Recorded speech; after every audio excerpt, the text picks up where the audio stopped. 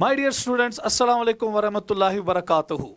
देखिए बेटा, as per promise हमने आपको कहा था कि आज 28 फेब को हम बेटा फिनिशिंग टेस्ट सीरीज 2023 को लॉन्च करने जा रहे हैं। तो इसी सिलसिले में बेटा मैं आपके सामने आज आ गया।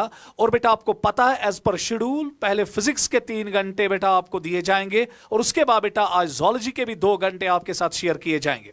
इससे पहले कि बेटा हम फिनिशिंग टेस्ट सीरीज को स्टार्ट करें तो मेरे सामने यहाँ पे बेटा बहुत ही होनहार फिजिक्स टीचर मौजूद है। दाऊद सर प्लीज आप यहाँ आइए। तो बेटा ये आपके दाऊद सर यहाँ पे है। तो मैंने कहा कि नहीं, आप ही पहले फिजिक्स का जो चैप्टर्स है, क्योंकि हमने इन चैप्टर्स को बेटा 5 टीचर्स में डिवाइड करके रखा है। तो पहले बेटा हमने 12th का ही आपको कहा था कि हम पहले 12th पार्ट ही आपके साथ डिस्कस करेंगे, ताकि जो बेटा 12th बोर्ड एग्जाम्स में इस टाइम बच्चे अपियर हो रहे हैं उनको इससे बहुत ही ज्यादा फायदा मिलेगा। और विद इन बेटा 7 और 8 डेज हम 12th का पार्ट जो है वो कंप्लीट करेंगे। तो इससे क्या फायदा मिलेगा कि जो बच्चे बेटा बोर्ड एग्जाम्स दे रहे हैं उनको बेटा बहुत बहुत बहुत ज्यादा फायदा इससे मिलेगा। दाऊद सर आप क्या बोल रहे हैं इसके बारे में? किस तरीके से इस साल आपने जो फिनिशिंग टेस्ट सीरीज है वो कैसे डिजाइन किया आप? देखिए सर, जैसा कि आप जानते हैं कि हम लास्ट 2 साल से कंटिन्यू करते आ रहे हैं। इस बार हमने इसमें क्या किया है, सिर्फ क्वेश्चन ही डिस्कस नहीं किए हैं, but we have taken everything into consideration. That is concept part जो है बच्चे का जो है कंसेप्ट क्लियर होना चाहिए रिगार्डिंग न्यूमेरिकल, सो दैट चाहे ये क्वेश्चंस डायरेक्टली या इनडायरेक्टली आपके एग्जाम में आ जाए, बट जो कंसेप्ट है उस पर जो है नेसेसरली क्वेश्चंस पूछे जाएंगे और इन्हीं कंसेप्ट्स पे पूछे जाएंगे। और सबसे इंपॉर्टेंट बात, इस बार हमने इन क्वेश्चंस में सिर्फ पिछले 2 साल हमने जो फिनिशिंग टच बनाया उसमें हम सिर्फ यहाँ जो क्वेश्चंस डिस्कस करते थे, इस साल हमने अलग एक असाइनमेंट शीट तैयार रखा। हर चैप्टर के बाद बच्चे के साथ शेयर किया जाएगा उनके व्हाट्सएप ग्रुप्स में, सो दैट वो क्वेश्चंस करे, उसके साथ की भी अटैच्ड है, सो दैट उनको ये पता चले कि उनके कंसेप्ट्स क्लियर है कि नहीं, and it is going to help them at this last hour of their preparation highly. Dawood साहब, एक बच्चों की क्वेरी मुझे कल से बहुत सारे व्हाट्सएप मुझे आगे कि जो 12th बच्चे इस टाइम बोर्ड एग्जाम्स के लिए प्रिपेयर हो रहे हैं वो मुझे कह रहे हैं कि सर क्या हमें इस फिनिशिंग टेस्ट सीरीज से फायदा मिलेगा? इसके बारे में आप फिजिक्स का क्या बोलेंगे? मैं तो जोलॉजी का बोल सकता हूं, तो फिजिक्स में आप क्या बोलते हैं, क्या उनको बेनिफिट मिलेगा? सर, जैसा कि मैंने पहले ही कहा कि इस साल हमने इसमें कंसेप्ट्स भी ऐड किए हैं और उन्हीं कंसेप्ट्स पे चाहे उनका जो बोर्ड एग्जाम का पैटर्न है या एंट्रेंस के क्वेश्चंस पूछे जाएंगे, कंसेप्ट रिलेटेड ही है, तो वो सारे कंसेप्ट्स रिवाइज हो जाएंगे। वो उनको खुद पता चलेगा जब पहला जो हमारा डिस्कशन अभी थोड़ी देर बाद स्टार्ट हो जाएगा, तो कंसेप्ट उनका जब एलिवेट होगा वो बोर्ड में भी अच्छा करेंगे और इंशाल्लाह रहमान एंट्रेंस में भी। चलिए खुदा का नाम लेंगे बेटा, बिस्मिल्लाह करेंगे। और पता है हमें कि सबको हर कोई चीज़ बेटा अल्लाह के नाम से ही शुरू हो जाती है, तो हम भी अल्लाह के नाम से इसको शुरू करेंगे। और बेटा पूरी उम्मीद है इंशाल्लाह इंशाल्लाह इंशाल्लाह कि हम आपके सामने बेटा ये पूरा जो कोर्स है फिनिशिंग टेस्ट सीरीज का सक्सेसफुली बेटा हम इसको कर पाए।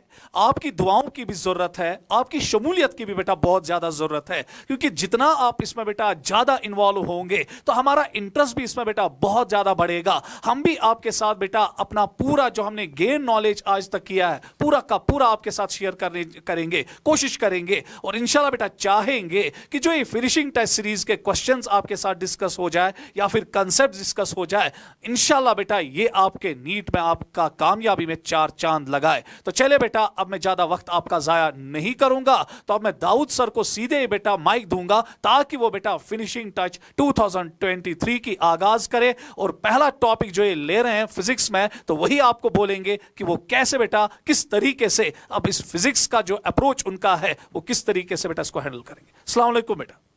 Thank you so much. Okay sir.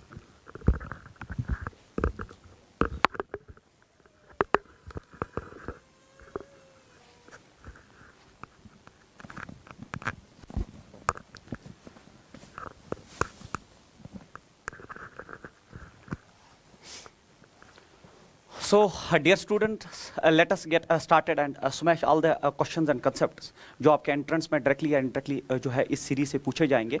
और जैसा कि मैंने अभी थोड़ी देर पहले आपके साथ बात की, और इसमें ज़्यादा और हम इसको आगे नहीं खींचेंगे। इसमें मैं लास्ट में इतना बोल दूं कि हमने इससे पहले भी किया है इसको पिछले 2 साल in terms of content and everything.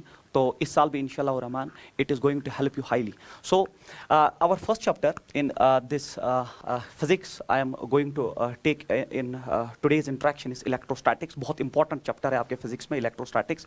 इसमें आपका जो क्वेश्चंस कितना नंबर ऑफ क्वेश्चंस पूछा जाएगा आपके नीट 2023 में, तो ऑलमोस्ट इस चैप्टर से 3 या 4 क्वेश्चंस पूछे जाते हैं. 3 to 4 क्वेश्चंस जो है हर साल इससे पूछे जाते हैं. तो 3 या 4 क्वेश्चंस का मतलब या तो 12 या 16 मार्क्स आपके एंट्रेंस में पूछे जाएंगे. तो पहला चैप्टर हमारा इलेक्ट्रोस्टैटिक्स रहेगा और नीट में इसके अच्छे नंबर ऑफ क्वेश्चंस है, तो आप इसको तैयार करके जाएंगे क्योंकि ये स्कोरिंग चैप्टर है. तो our first question in this electrostatics is, देख लीजिए. अब क्वेश्चन से पहले मैंने जो इसमें बोला कि हमने इस बार इसमें कंसेप्ट्स भी ऐड किए हैं. तो कंसेप्ट्स क्या है कि थोड़ा थोड़ा आइडिया मैं आपको हर एक चीज़ का दूं और फिर इस पे हम न्यूमेरिकल्स स्टार्ट करें. इलेक्ट्रोस्टैटिक्स में पहली बात है कूलम्स लॉ और फिर pattern of questions. What pattern of questions जो है आपको मिलेगा आपके एंट्रेंस में जो यहाँ से पूछा जा सकता है. तो कूलम्स लॉ आप जानते हैं. कूलम्स लॉ आप बिल्कुल जो है वो आपको पता होना चाहिए at this stage of preparation that जब भी आपके पास 2 पॉइंट चार्जेस है separated by some distance, तो उनमें फोर्स जो होता है that is k q1 q2 by r square. That force is directly proportional to the product of their magnitudes of their charges and inversely proportional to the square of distance. और ये जो force है फिर ये 1/4 pi epsilon naught q1 q2 by r square. चूंकि हमने जो medium हम बिलीव करते हैं एयर और वैक्यूम है, that's why 1/4 pi epsilon naught. और अगर कोई मीडियम बीच में आ जाए तो करते हैं k से, where k is called as dielectric constant of that particular medium. तो equation gets modified a little bit in medium. तो मीडियम में थोड़ा सा ये चेंज हो जाता है इक्वेशन. और आप जानते हैं कि मीडियम में ये फोर्स जो है आपका हो जाता है 1/4 pi epsilon naught k, where k is dielectric constant and then it is q1 q2 divided by r square. तो ये हो गया मीडियम में 2 चार्जेस के बीच में फोर्स. ये k जो है ये dielectric constant कहलाता है. That you know, dielectric constant. For metals it is value is infinite conductors के लिए. For water its value is 81 and for air its value जो है its value is जो है 1 के बराबर होता है. So this is all about Coulomb's law. उसके बाद पैटर्न ऑफ क्वेश्चन जो यहाँ से पूछा जाएगा. पैटर्न ऑफ क्वेश्चन में इक्विलिब्रियम पोजीशन देख लीजिए. अगर आपके पास 2 लाइक चार्जेस है, 2 लाइक चार्जेस है, उनके बीच में एक ऐसा पॉइंट आता है जिस पॉइंट पे नेट फील्ड या नेट फोर्स, अगर आप यहाँ पे एक चार्ज प्लेस करेंगे उस पे नेट फील्ड इन 2 चार्जेस का या नेट फोर्स उस चार्ज पे जो है वो अगर 0 रिड्यूस हो जाए तो उस पॉइंट को हम इक्विलिब्रियम पॉइंट कहते हैं. तो 2 लाइक सिमिलर चार्जेस के बीच में एक पॉइंट ऐसा आ जाता है, वो डिपेंड करता है स्ट्रेंथ ऑफ चार्जेस. अगर दोनों चार्जेस की स्ट्रेंथ बराबर है तो इक्विलिब्रियम पॉइंट एग्जैक्टली बीच में आ जाएगा. बट अगर इसकी स्ट्रेंथ ज्यादा है तो इक्विलिब्रियम पॉइंट इससे दूर आ जाएगा, और अगर इसकी स्ट्रेंथ ज्यादा है तो इक्विलिब्रियम पॉइंट उससे भी दूर आ जाएगा. तो इसमें क्या है कि वो पॉइंट जिस पे अगर आप एक और चार्ज प्लेस करेंगे सच दैट उस चार्ज पे नेट फोर्स 0 रिड्यूस हो जाए, उस पॉइंट को हम इक्विलिब्रियम पोजीशन कहते हैं. और उसकी डिस्टेंस, फॉर एग्जांपल अगर वो आपसे पूछता है कि इस चार्ज से उस इक्विलिब्रियम पोजीशन क्या है, तो मान लीजिए डिस्टेंस यहाँ से यहाँ तक जो है ये x है, तो ये x आप डायरेक्टली कैसे लिख सकते हैं, डायरेक्टली कैसे लिख सकते हैं. तो this is a neutral point या what we call as equilibrium point. ये x किसके बराबर होता है, रूट ऑफ वही चार्ज जिससे आपको डिस्टेंस निकालनी divide by root of q1 plus q2 and multiplied by the net separation. In the same fashion अगर आपको इस चार्ज से वो डिस्टेंस निकालनी है तो मान लीजिए आपने y ले लिया, तो y हो गया बराबर root of the same charge जहां से डिस्टेंस आप कैलकुलेट कर रहे हैं divide by root of q1 plus q2 multiplied by. This formula is very important. इस फार्मूला पे आपको क्वेश्चंस इस कूलम्स लॉ से मिल सकता है. उसके बाद थर्ड चार्ज प्रॉब्लम इसमें पूछा जाता है. ये भी एक कॉमन प्रॉब्लम है. थर्ड चार्ज प्रॉब्लम में जो है आप जानते हैं, थर्ड चार्ज में आपके पास एक ऐसा सिस्टम है कि आपने 2 थर्ड्स को 2 बॉब्स अटैच किए और इनमें जो चार्जेस है वो लाइक भी जो है सेम मैग्नीट्यूड भी हो सकते हैं, डिफरेंट मैग्नीट्यूड के भी हो सकते हैं, डिपेंड करता है न्यूमेरिकल वो कैसे डिज़ाइन करता है. तो यहाँ पे जो जब ये लाइक चार्जेस है तो ये रिपल करेंगे, तो एक चार्ज यहाँ चला जाएगा, यहाँ चला जाएगा, एक चार्ज यहाँ, एक चार्ज यहाँ. तो इस पर इक्विलिब्रियम कंडीशन ऐसी एस्टैब्लिश होगी कि इलेक्ट्रोस्टैटिक फोर्स ऑफ रिपल्शन यहाँ है, वेट इस पर डाउनवर्ड्स एक्ट करेगा. जब वेट डाउनवर्ड्स और यहाँ पे टेंशन एक्ट करेगा, इक्विलिब्रियम पे नेट फोर्स जो है वो रिड्यूस हो जाएंगे टू 0 सच दैट कि टेंशन के 2 कंपोनेंट्स, एक वेट को बैलेंस करेगा और दूसरा इलेक्ट्रोस्टैटिक फोर्स ऑफ रिपल्शन को बैलेंस करेगा.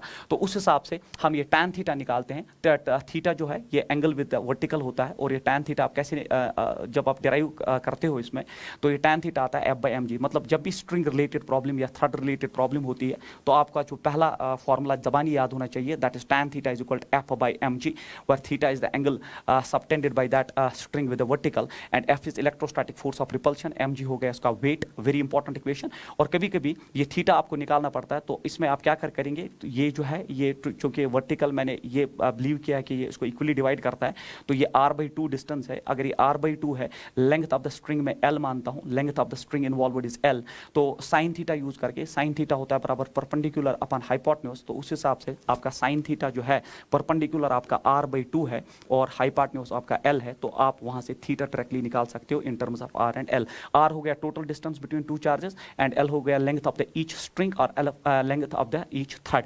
तो यहां से आप थीटा निकाल सकते हो। अगर ये एंगल छोटा है तो sine theta is equal tan theta, approximation mathematics में आपने पढ़ी होगी, तब आप साइन थीटा टैन थीटा के बराबर ले सकते हो। और अगर थोड़ा सा एंगल बड़ा है तब आप साइन थीटा को अलग ट्रीट करेंगे एंड कॉस थीटा को अलग। बट जब भी स्ट्रिंग रिलेटेड या थर्ड चार्ज प्रॉब्लम आ जाए तो आपका tan theta F equal to M G, इससे आपका हर एक न्यूमेरिकल स्ट्रिंग रिलेटेड प्रॉब्लम जो है वो सॉल्व हो जाएंगे।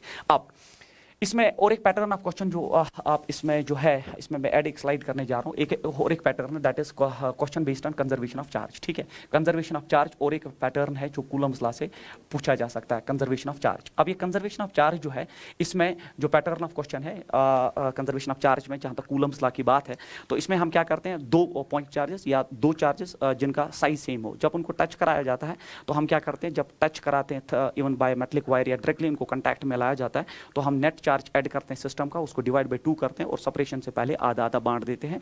ये है कंजर्वेशन ऑफ बेसिक चार्ज जो कूलम्स लॉ से पूछा जा सकता है। बट अगर आप डिफरेंट साइजेस है तो वो हम आगे डिस्कस करते हैं। अगर डिफरेंट साइज बॉडीज है तब चार्ज तब तक ट्रांसफर होता है जब तक दोनों का पोटेंशियल सेम हो जाए, तो उस बेसिस पे जो अलग पैटर्न ऑफ क्वेश्चंस पूछे जाते हैं। बट कूलम्स लॉ का जहां तक सवाल है, जहां तक इसमें कूलम्स लॉ में जो पैटर्न ऑफ क्वेश्चंस है वो यही है, एक तो equilibrium position based questions, third charge based problems या कंजर्वेशन ऑफ चार्ज बेस्ड, ये पैटर्न ऑफ न्यूमेरिकल हम करेंगे।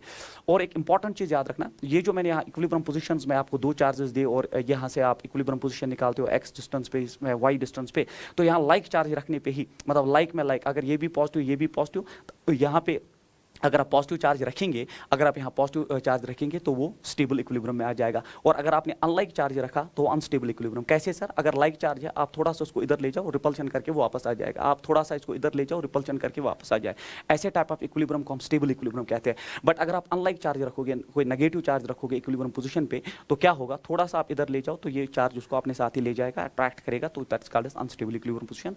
This things you should have to add in this. Now question number first जो एक्सपेक्टेड रहता है इस सेक्शन से, सुपरपोजिशन बेस्ड है। 3 point charges plus Q and minus Q are placed at the corners of an equilateral triangle of side ए।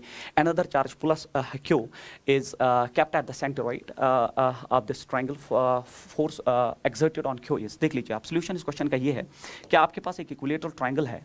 जब आपके पास एक equilateral triangle है तो उसके 3 कॉर्नर्स पे 3 चार्ज है। तो यहाँ पे मैं बिलीव करता हूँ यहाँ प्लस क्यू चार्ज है, यहाँ प्लस क्यू चार्ज है और यहाँ पे माइनस क्यू चार्ज है। तो ये सेंट्रॉइड है, इसका सेंटर है। और अगर मैं ये डिस्टेंस, चूंकि इक्विलेटरल ट्रायंगल है तो सारे साइड्स बराबर है, जब सारे साइड्स बराबर है तो ये सेंट्रॉइड मान के चलते हैं आप, ये है आपका।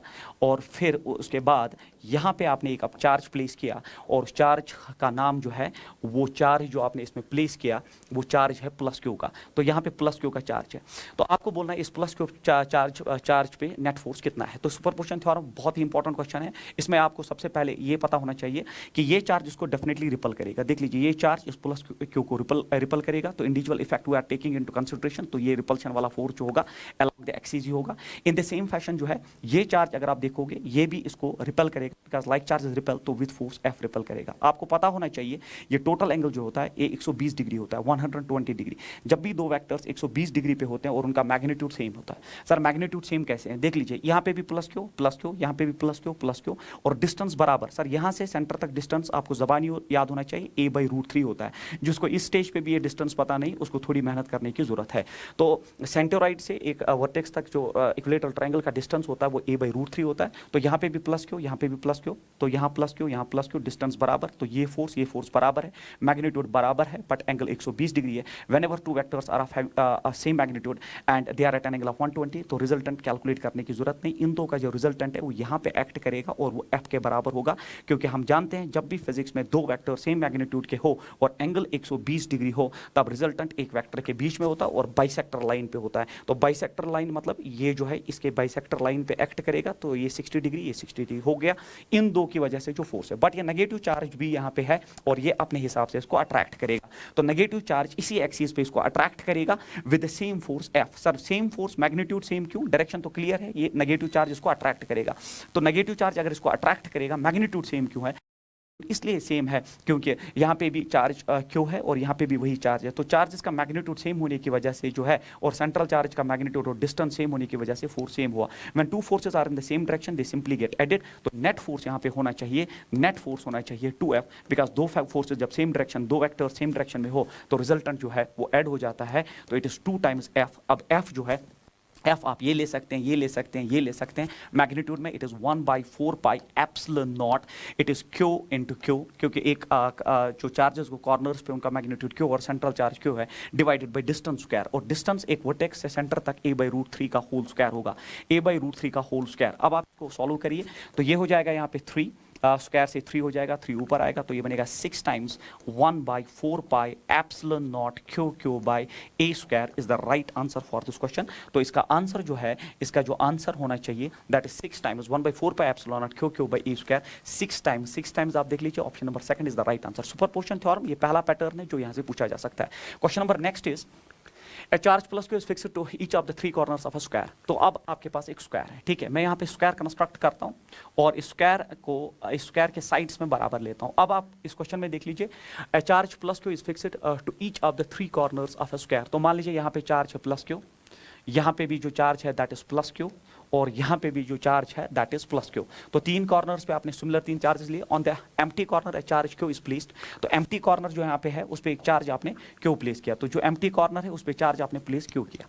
तो उसके बाद हमसे पूछा जा रहा है इस place such that there is no electrostatic force acting on the diagonally opposite charge then. तो इसके डायगोनली अपोजिट चार्ज, तो पहले डायगोनल आप कंस्ट्रक्ट करिए, और आप जानते हैं स्क्वायर में ये डायगोनल जो है ये √2a के बराबर होता है। तो इसके डायगोनली अपोजिट चार्ज पे आपको नेट फोर्स जो है कहा जा रहा है वो 0 है, नो नेट इलेक्ट्रोस्टैटिक फोर्स। तो इक्विलिब्रियम बेस्ड क्वेश्चन, पहला क्वेश्चन जो था वो सुपरपोजिशन है, अब ये इक्विलिब्रियम बेस्ड क्वेश्चन है और इसमें सुपरपोजिशन का भी आइडिया है। That is why this series is highly effective, क्योंकि इसमें आप हर एक कंसेप्ट जो रिगार्डिंग दैट चैप्टर जो है ना वो आप सीखेंगे, चाहे आपका बोर्ड हो या आपका एंट्रेंस हो, इसमें आपके क्वेश्चन जो है आराम से सॉल्व हो जाएंगे। तो इसमें आप यहाँ पे जो इस चार्ज के डायगोनली अपोजिट चार्ज उस पर कहा गया है कि नेट फोर्स 0 है। तो पहले हम नेट सारे फोर्सेस बनाते हैं और उनको इक्वेट टू 0 करते हैं, हमारा कंडीशन आ जाएगा, वो हम देखेंगे। तो ये जो चार्ज है, ये चार्ज इस चार्ज को रिपल करेगा with a force of repulsion F। तो इसका मैग्नीट्यूड आप जानते हैं, now charges are that Q and distance हो गया A। In the same fashion ये भी यही दो चार्जेस, सेम चार्ज और डिस्टेंस सेम है, तो ये भी फोर्स F से ही इसको रिपल करेगा। तो अब इन दो का ये 90 डिग्री का एंगल हो गया। जब भी दो वेक्टर सेम मैग्नीट्यूड के हो और एंगल 90 डिग्री हो तो रिजल्टेंट कैलकुलेट करने की जरूरत नहीं, वो √2F के बराबर होता है, ऐसा आप पढ़ चुके हैं। अब आप देख लीजिए ये इनका काम जो है खत्म हो गया। अब इसके इन दो के बदले अब आपके पास एक फोर्स है √2F, F हम लास्ट में ड्रॉप कर सकते हैं। अब सर ये क्या करेगा, ये भी तो रिपल करेगा बिकॉज लाइक चार्ज, और रिपल करेगा इसी एक्सिस पे, तो इसका रिपल्शन फोर्स मैं मानता हूं F'। ये डिफरेंट होगा। सर डिफरेंट क्यों होगा? क्योंकि एक तो मैग्नीट्यूड ऑफ चार्ज बदल गया और डिस्टेंस भी बदल गया, तो F'। अब इस पे जो नेट फोर्स है वो कहा गया है 0। तो as per the equation F' plus √2F जो आपका है वही जो है वो 0 के बराबर है, ऐसा क्वेश्चन में दिया गया। अब आप इसको सॉल्व करिए। जो आपका F' है, F' जो है वो इसकी वजह से फोर्स है, और फोर्स आपको पता है ये होता है बराबर it is Q, it is Q into Q divided by distance square, that is √2a का होल स्क्वायर। √2a का होल स्क्वायर होता है 2a square, then plus it is √2 times F, और F हो गया एक चार्ज का फोर्स, वो हो गया बराबर K, it is Q square divided by a square is equal to 0 as per the condition. अब आप देख लीजिए यहाँ पे मैं लिखूं Q divided by 2a square is equal to minus √2 times Q square divided by a square. Cancellation आप करिए यहाँ पे, तो कैंसिलेशन में आपका a स्क्वायर निकल जाएगा, आपका K निकल जाएगा, आपका एक Q निकल जाएगा। तो आपका कैपिटल Q जो है वो हो जाएगा 2 times -2 times 2√2 times and it is small Q। So this should be the right answer for this question. So -2√2 times Q, -2√2 times Q, this is the relation. तो दैट इज, अब आप समझ ही गए होंगे कि हमारा इस साल का पैटर्न क्या है। हर एक कंसेप्ट जो है आपका रिगार्डिंग चैप्टर जो है वो क्लियर हो जाएगा और इसमें फिर शक ही नहीं कि यहाँ से क्वेश्चन नहीं पूछा जाए, यहीं से क्वेश्चन पूछा जाएगा because every concept will be जो है discussed in this series. So this is highly effective. तो अब इसमें क्या करेंगे आप, तो यहाँ पे आपने एक तो सुपरपोजिशन थ्योरम कंसेप्ट भी यूज किया और यहाँ इक्विलिब्रियम पेस्ट, तो यही तो दूसरा पैटर्न है जो कूलम्स लॉ में पूछा जा सकता है। उसके बाद आपका क्वेश्चन ये है that two small conducting spheres, देख लीजिए अब थर्ड चार्ज प्रॉब्लम पे आ गए। Two small conducting spheres each of mass this, तो कंडक्टिंग स्फीयर्स का mass provided are suspended from the same point, एक ही point से by non-conducting strings of length 10 centimeter. They are given equal and similar charges until the strings are equally inclined at 45 degree to each to the vertical. The charge on each pair coulomb is. तो इसकी diagram पहले जो है physics में आप याद रखिए, पहले डायग्राम कंस्ट्रक्ट करिए तब जाके न्यूमेरिकल सॉल्व होता है। हवा में आप न्यूमेरिकल कभी सॉल्व नहीं कर सकते। तो ये है आपका क्वेश्चन। तो इसमें हर एक जो स्ट्रिंग है उसकी लंबाई जो है वो प्रोवाइडेड है, मैं वर्टिकल के साथ जो इसमें एंगल प्रोवाइडेड है दैट इज 45 डिग्री, वो लैंग्वेज ऑफ द क्वेश्चन में है 45 डिग्री। हर एक बॉब का मास है। हमसे पूछा जा रहा है कि हर एक, तो ये जो डिस्टेंस है ये मैं मानता हूं कि जब ये इक्विलिब्रियम एस्टैब्लिश हुआ, ये डिस्टेंस मैं r मानता हूं। अगर ये डिस्टेंस यहाँ पे r है, अगर ये सारी डिस्टेंस यहाँ पे r है, तो ये जो डिस्टेंस है यहाँ पे, इसका मैं कलर चेंज कर देता हूं, तो ये आधी डिस्टेंस है, क्योंकि हर एक बॉब जो है उसका सेम मास होने की वजह से दोनों इक्वली डिस्प्लेस हो गए, तो वर्टिकल के साथ दोनों का जो एंगल है 45 डिग्री, उस सूरत में ये r/2 हो जाएगा अगर टोटल डिस्टेंस r है। तो अब आप देख लीजिए, पहली फुर्सत में हम क्या करेंगे, यहाँ पे हम r कैलकुलेट करके रखेंगे। तो इस ट्राइंगल में हम लिख सकते हैं that sin theta is perpendicular by base, जो मैंने पहले ही फॉर्मूला सेट में लिख दिया था। तो परपेंडिकुलर जो है यहाँ पे दैट इज r/2, देख लीजिए, perpendicular by base it is l। तो sin of theta is mean sin of 45 and sin of 45 आप सब जानते हैं it is 1/√2 is equal r/2l। पहले l इधर ही रखिए, तो ये बनेगा r is equal it is 2l divided by √2।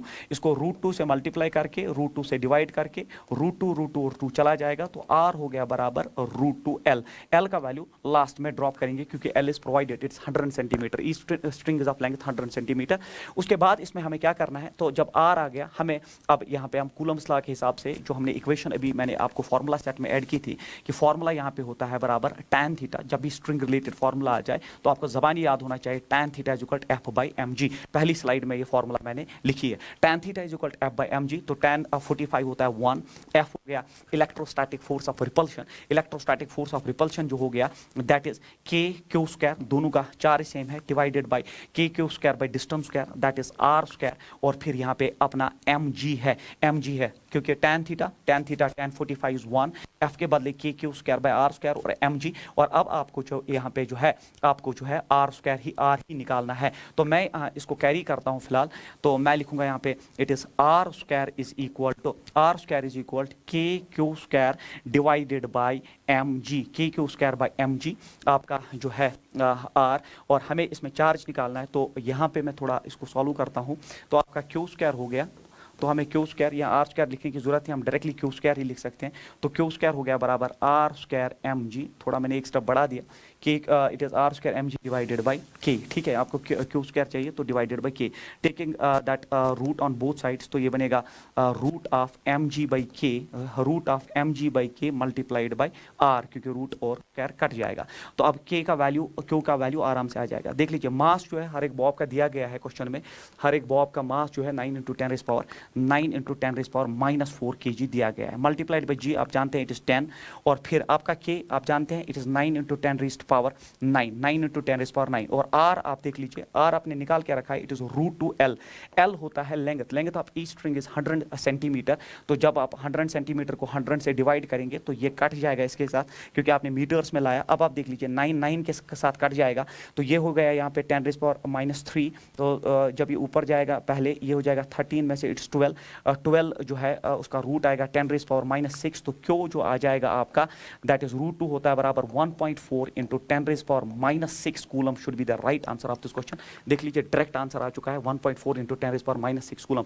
जब भी थर्ड चार्ज रिलेटेड न्यूमेरिकल आपसे पूछा जाए तो आप जो है इसमें इक्वेशन जो है सबसे इंपॉर्टेंट इक्वेशन, इसको सॉल्व करने, ऐसे क्वेश्चंस को सॉल्व करने के लिए tan θ = f/mg। Question number next आपका जो है That is, a particle A having a charge of this and a mass of this is placed at the bottom of a smooth inclined plane of inclination 30 degree. देख लीजिए, आपके पास एक smooth inclined plane है जिसका inclination 30 degree provided है। तो अगर 30 degree का इंक्लिनेशन है और यहाँ पे आपने एक चार्ज प्लेस किया जिसका कुछ चार्ज और मास जो है प्रोवाइडेड है, उसका चार्ज भी प्रोवाइडेड है और उसका मास भी प्रोवाइडेड है। तो a particle A having a charge of this and a mass of this placed at the bottom of a smooth inclined plane of inclination 30 degree, the distance of another particle of same mass and charge, दूसरा particle same mass और charge carry करता है, be placed on the incline so that it may remain in equilibrium। तो मान लीजिए दूसरा particle आपने यहाँ प्लेस किया जिसका चार्ज और मास सेम है, जिसका चार्ज और मास सेम है, किस डिस्टेंस पे रखोगे कि इक्विलिब्रियम पे आ जाए। तो ये क्वेश्चन है हमारा।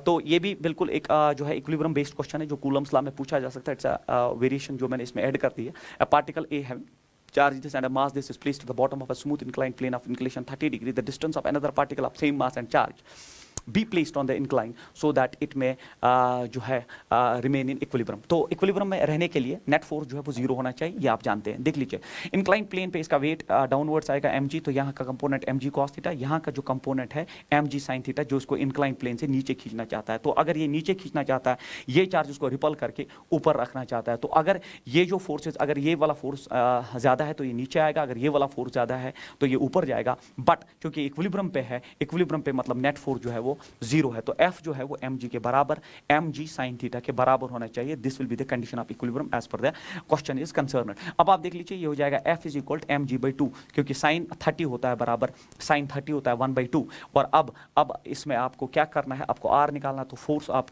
कूलम्स लॉ के हिसाब से ड्रॉप करिए, वो होता है बराबर K then it is Q square, same charges divided by distance square, KQ square by R square is equal mg divided by 2। हमें इसमें क्या निकालना है, हमें इसमें R स्क्वायर R निकालना है।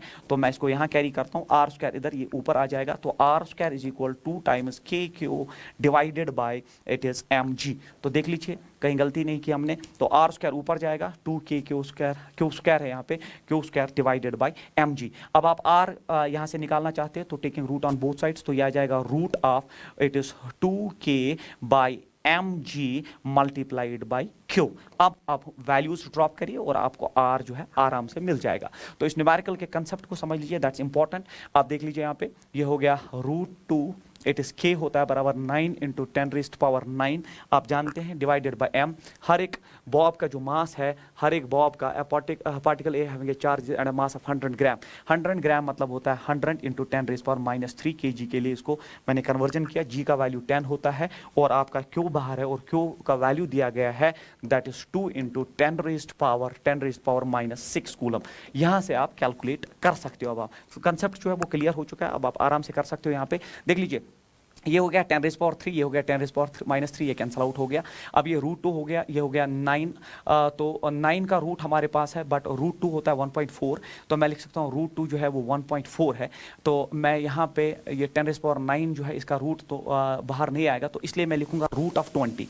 मैं लिखूँ ऐसे √20, तो मैंने एक 2 को दिया, देन 9, यह आ जाएगा 10⁻10⁻10⁻10⁻10⁻ जो है आपका 9 जो है, इसका रूट निकालना तो मुश्किल है। तो अगर मैं एक 10 इसको दूं तो मैं लिखूँगा 10⁻8, ठीक है। तो 10⁻8 का तो देन 4 आप बाहर निकाल सकते हो, ठीक है। 4 2 = 8, yes. Then it is multiplied by 2 × 10⁻6। अब आप थोड़ा सा सॉल्व करिए। √20 जो है, तो √20 का जो है नियरली किसके बराबर होता है √20? सो 3 समथिंग 4.46 के करीब आता है। 4.47 इंटू जो है √9 होता है 3, it is 10⁻, then 4 × 2 × 10⁻6। Further calculation पे ये हो जाएगा 2 3 = 6, ये हो जाएगा 2 3 = 6, 2 3 = 6, और फिर ये 6 4 = 24 से थोड़ा ज़्यादा, तो ये जो है इंटू 10⁻, तो ये 6 × 4.47 कितना होता है? इट इज़ 6 × 26.82 के करीब मल्टीप्लाई हो जाएगा आपका जो है 10⁻², 10⁻²। तो ये 10⁻² देखिए जो है ये आ जाएगा कुछ -268। तो इट इज़ 10⁻² की वजह से पॉइंट मैंने 2 स्टेप्स आगे ले लिया। तो ये जो है ये सेंटीमीटर में आ गया, इट इज़ इन सेंटीमीटर्स। तो ये किसके बराबर है? Almost it is 0.27 centimetre should be the right answer of this question. तो 0.27, हाँ ये मीटर्स में आ गया, तो सेंटीमीटर में इसको कन्वर्ट करने के लिए आप जो है इसको ले सकते हो R is equal 27 centimetre should be the right answer of this question. तो 27 सेंटीमीटर इसमें जो है कैलकुलेशन अब आप आराम से कर सकते हो, calculation is not an issue. Issue जो इसमें है कि आप इसको कैसे बैलेंस करोगे, कि एक तो इलेक्ट्रोस्टैटिक फोर्स ऑफ रिपल्शन है और नीचे की तरफ वेट है, उनको बैलेंस करके जो इक्वेशन डिजाइन हुई वही इसमें इंपॉर्टेंट है। Rest all is mathematics and this can be done. वो ऐसे न्यूमेरिकल भी डिजाइन करके देता है जिनके रूट आपको आराम से मिलेंगे, सो दैट आप इसको फिर रिड्यूस कर सकते हो। उसके बाद जो है आपका क्वेश्चन नंबर नेक्स्ट जो है 5 point charges each plus Q are placed on the 5 vertices of a regular hexagon of side L. तो आपके पास एक रेगुलर हेक्सागन है, आपके पास एक रेगुलर हेक्सागन है। तो मैं पहले एक हेक्सागन डेवलप करता हूं। 6 साइडेड फिगर है आपका। तो ये आपका एक रेगुलर हेक्सागन है और इस रेगुलर हेक्सागन में 5 point charges each of charge plus Q. तो 5 ही पॉइंट चार्जेस आपके पास है जो आपने 5 कॉर्नर्स पे रखे हैं। तो प्लस क्यू, तो यहाँ पे भी प्लस क्यू, यहाँ पे भी आप प्लस क्यू, यहाँ पे भी आप जो है प्लस क्यू और यहाँ पे भी आप जो है प्लस क्यू प्लेस करिए, ठीक है। तो हर एक साइड जो है वो एल के बराबर दिया है। तो 5 point charges each plus Q are placed on the 5 vertices of a regular hexagon of side L. The magnitude of the force on a point charge of value minus Q at the centre of the hexagon in newton is. तो centre पे एक charge है जिसका value minus Q है, ठीक है। आपको बोलना है इस पे नेट फोर्स कितना है। तो the magnitude of the force on a point charge. तो एक नेगेटिव चार्ज जो है सेंटर पे, हमें इस पे नेट फोर्स निकालना है। देख लीजिए अप्रोच ये रहता है, आपको पता है सेंटर से यहाँ कॉर्नर तक जो है डिस्टेंस वो एल के बराबर है, जो साइड का डिस्टेंस है। तो ये सारी डिस्टेंसेस आप जानते हैं। तो ये भी एल है, यहाँ पे ये भी एल है, ये भी एल है। तो सारी डिस्टेंस जो है एल के बराबर है। अब बच्चा इस न्यूमेरिकल में कैसे अप्रोच करता है, इस न्यूमेरिकल में कैसे अप्रोच करता है, वो इंडिविजुअली फोर्सेस कैलकुलेट करना स्टार्ट कर देता है। मतलब इसकी वजह से फोर्स क्या है, इसकी वजह से, और फिर रिजल्टेंट निकालता है। इसमें ऐसा कुछ करने की जरूरत नहीं। आप इसको ऐसे कर सकते हो कि आप ये बिलीव करो कि अगर यहाँ पे भी प्लस क्यू चार्ज होता, अगर यहाँ पे भी प्लस क्यू चार्ज होता, तो नेट फोर्स इस पे 0 हो जाता। सर कैसे? क्योंकि ये सारे चार्जेस जो है वो सब ये भी अट्रैक्ट करता, ये अपोजिट लाइन में अट्रैक्ट करता। Two vectors in opposite direction simply get subtracted, ये भी अट्रैक्ट, ये भी और ये भी और ये भी, नेट फोर्स 0 हो जाता है। तो मतलब इन सब का जो इक्विवेलेंट फोर्स है, इन 5 का जो इक्विवेलेंट फोर्स है, इन 5 का जो इक्विवेलेंट फोर्स है, मान लीजिए वो डाउनवर्ड्स है, वो इसके इक्विवेलेंट अपोजिट होना चाहिए, तभी तो 0 हो जाएगा। मतलब इन 5 का जो नेट इफेक्ट है वो इसके इक्विवेलेंट अपोजिट होना चाहिए, तभी जाके जो है 0 आएगा। तो अगर आप ये बिलीव करते हो कि यहाँ पे एक चार्ज रखने से अगर आप ऐसा ही एक सिमिलर चार्ज प्लेस करके देखोगे तो इस पे नेट फोर्स 0 होगा, तो इसका ये भी मतलब है कि इन 5 का जो इक्विवेलेंट फोर्स है as per the vector physics is involved, तो वो इसके इक्विवेलेंट अपोजिट के बराबर होना चाहिए। अब इन 5 का क्यों निकाले, हम इसी एक का फोर्स निकालेंगे, और इस एक का फोर्स जो है वो आप सब जानते हैं, it is 1/4 pi epsilon naught, it is Q square divided by L square. So this should be the answer of this question. तो इररेस्पेक्टिव ऑफ द फैक्ट कि जब भी कोई भी इस पैटर्न का जो रेगुलर हेक्सागन, रेगुलर जो आपके पास फिगर्स आ जाए, तो उनमें हम क्या करते हैं, हम इन सब के बदले जो है इनका जो रिजल्टेंट इफेक्ट है वो इसके बराबर कर देते हैं, इक्वल एंड अपोजिट। तो अब इसके इंडिविजुअली निकालने की जरूरत नहीं है, आप इसी का जो है इक्वल और अपोजिट फोर्स निकालिए। तो इन सब का अगर अट्रैक्शन फोर्स वाला इधर है, तो इसका जो फोर्स है इधर होना चाहिए, और इक्वल एंड अपोजिट होने की वजह से तभी जाके 0 आ जाएगा। तो answer is 1/4 pi epsilon naught Q by L square should be the right answer. So 1/4 pi epsilon naught it is Q square by L square is the right answer for this question. Very important. उसके बाद question number next आपका जो है, 2 equally charged identical metal spheres A and B repel each other with a force F. देख लीजिए conservation of charge based question है, तो मैंने हर एक पैटर्न ऑफ न्यूमेरिकल जो है इसमें ऐड किया है। तो अब आपके पास 2 चार्जड मेटलिक स्फीयर्स है, तो आइडेंटिकल मेटलिक स्फीयर्स है, इसका नाम ए रखा गया है, इसका नाम बी रखा गया है। तो repel each other with a force F. तो इक्वली चार्जड है, तो इस पे भी चार्ज मान लीजिए क्यू है, इस पे भी चार्ज क्यू है, and they are separated by some distance definitely. तो कुछ डिस्टेंस से ही वो सेपरेटेड है, तो इस पे फोर्स ऑफ रिपल्शन एफ है, इस पे भी फोर्स ऑफ रिपल्शन एफ है। तो पहली फुर्सत में हम वो एफ ही लिख देते हैं, और वो एफ हो जाएगा बराबर K Q square by R square. ठीक है, इक्वेशन फर्स्ट लिख के रखते हैं। उसके बाद क्या बोल रहा है, अनदर आइडेंटिकल अनचार्जड स्फीयर सी। तो आइडेंटिकल अनचार्जड स्फीयर है, मतलब उस पे चार्ज नहीं है। तो अनदर आइडेंटिकल स्फीयर मतलब मैग्नेट डायमेंशन सेम है, बट वो अनचार्ज है, तो उस पर चार्ज बिल्कुल भी नहीं है। तो चार्ज नहीं है उस पर। इज टच टू ए, पहले आपने इसको टच किया ए के साथ, and then placed midway between A and B. अब आपने इसको इसके साथ टच कराया, तो जब आपने टच कराया, तो मैंने आपको पहले ही बोल दिया था इस केस में, क्योंकि आइडेंटिकल चार्जेड बॉडीज है, तो इस पे चार्ज 0 था, तो क्यू प्लस 0 हो गया क्यू, सिस्टम का चार्ज क्यू डिवाइडेड बाई 2, क्योंकि आप इसको सेपरेट कर रहे हो। जब आप डिवाइडेड बाई 2 करोगे, तो अब जो चार्ज आपका जो है डायग्राम मॉडिफाई हो जाएगा। अब आपका जो डायग्राम है वो इस पे जो चार्ज चला जाएगा, that will B Q by 2, क्योंकि Q/2 और उस C को आपने बीच में लाके खड़ा कर दिया। बीच में लाके खड़ा करने का मतलब है ये डिस्टेंस अब R/2 हो गई और इस C पे भी चार्ज Q/2 है। सर कैसे? क्योंकि Q + 0 हो गया Q डिवाइडेड बाई 2, सेपरेशन से पहले आधा आधा बांट दो। अब A पे चार्ज Q नहीं, अब A पे चार्ज Q/2 है। तो अब आप कैलकुलेशन में A पे चार्ज Q/2 लेंगे और C पे जो चार्ज है वो भी Q/2 है, क्योंकि इक्वली डिस्ट्रीब्यूट हुआ और डिस्टेंस भी जो है वो बराबर बढ़ गई, क्योंकि आपने मिड जो है इसके सेंटर पे जो इसको प्लेस किया। हमसे पूछा गया है the net force on C is in the direction, C पे जो नेट फोर्स है वो किस डायरेक्शन में होगा। तो C पे दो फोर्सेस है, एक ये इसको रिपल करेगा तो मैं लिखूंगा इस फोर्स का नाम F, it is because of A on C, तो मैं लिखूंगा FAC। और दूसरा ये भी रिपल करेगा, ये भी रिपल करेगा तो मैं लिखूंगा force on C because of B, तो force of that B on C। तो दो फोर्सेस है, तो हमें इनका नेट फोर्स निकालना। तो मैं यहाँ पे पहले FAC लिखता हूँ। FAC कितना है?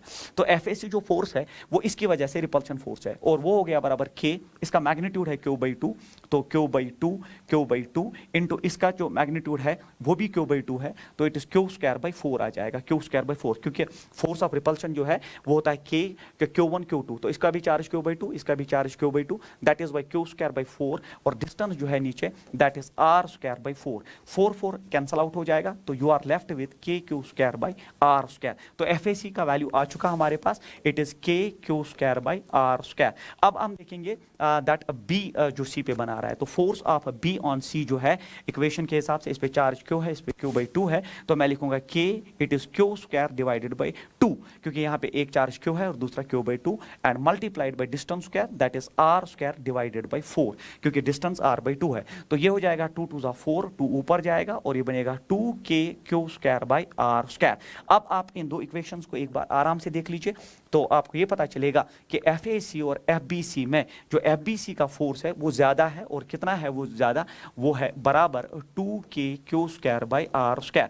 तो यहाँ की तरफ अब KQ²/R² और यहाँ की तरफ 2KQ²/R², तो this minus this because two vectors in opposite direction simply get subtracted. 2KQ²/R² में से ये, तो यहाँ की तरफ KQ²/R² एक्ट करेगा और KQ²/R² F के बराबर है, तो F force will act on this and that will be towards charge A. So F towards A is the right answer of this question, क्योंकि यहाँ पे दो वेक्टर्स एक्ट कर रहे हैं 2KQ²/R², KQ²/R², तो two vectors in opposite direction simply get subtracted. इसमें से ये जाएगा तो फोर्स यहाँ की तरफ एक्ट करेगा, वो A की तरफ एक्ट करेगा और उसका मैग्नीट्यूड KQ²/R² जो F के बराबर है।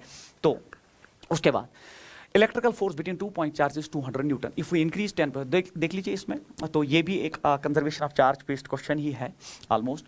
तो आपके पास दो चार्जेस है और दो चार्जेस में आपका जो फोर्स है वो 200 न्यूटन। तो मैं बिलीव करता हूँ electrical force between 2 point charges 200 newton if we increase 10% charge on one, तो मतलब ये दो चार्जेस है और इनमें कुछ डिस्टेंस है और इनमें जो इलेक्ट्रोस्टैटिक फोर्स ऑफ रिपल्शन जो है वो दिया गया है 200 न्यूटन के बराबर। ये हमारा इक्वेशन फर्स्ट है।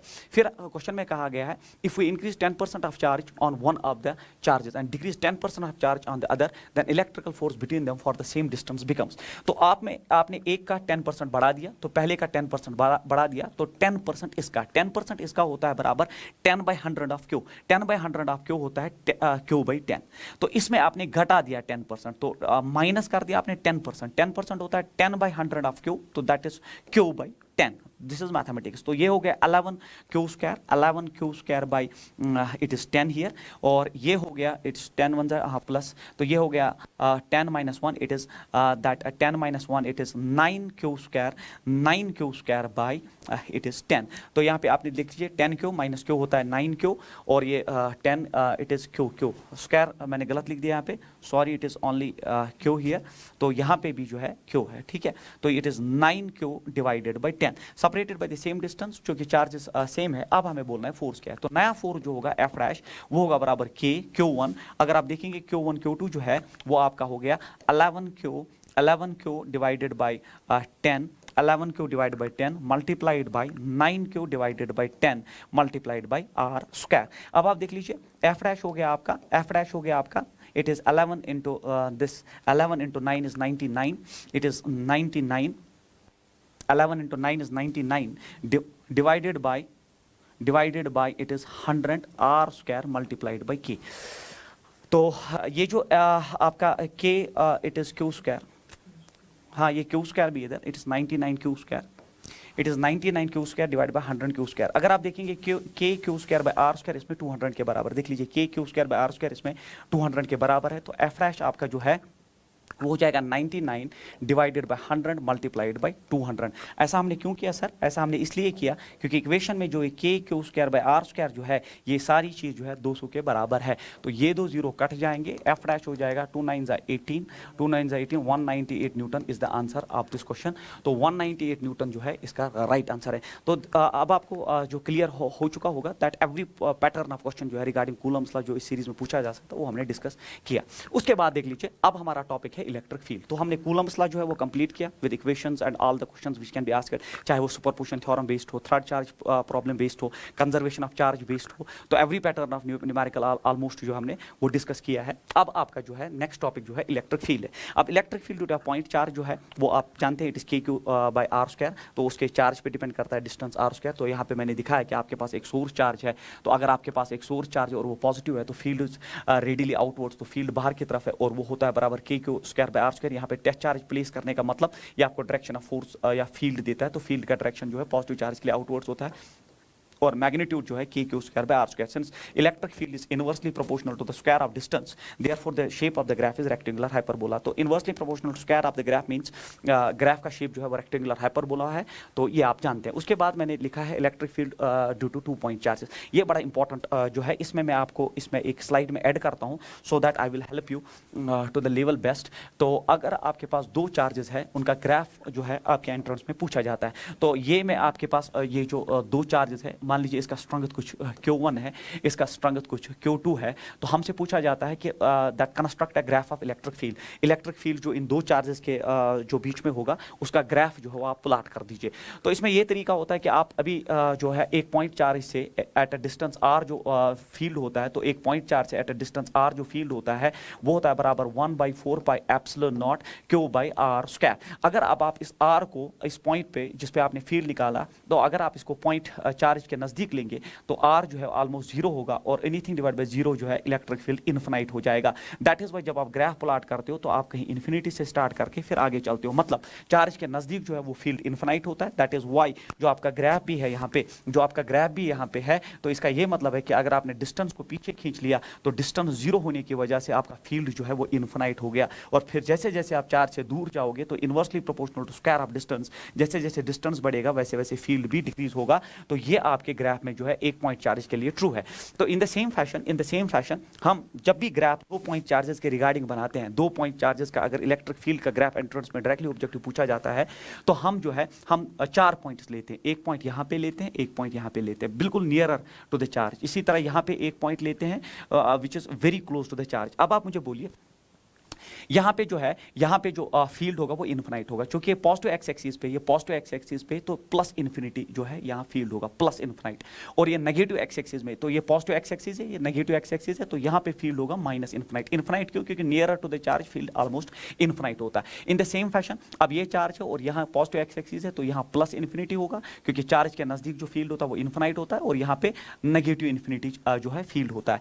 अब आप ग्राफ आराम से कंस्ट्रक्ट कर सकते हैं। सर कैसे करें? देख लीजिए, इस चार्ज के लिए जो आपका फील्ड है वो प्लस इन्फिनिटी से स्टार्ट करना है, तो ये हो गया प्लस इन्फिनिटी, हो गया नेगेटिव इन्फिनिटी। प्लस इन्फिनिटी से आगे आप फिर चार्ज से दूर जाएंगे तो ग्राफ रेक्टेंगुलर हाइपरबोला के हिसाब से फॉल हो जाएगा।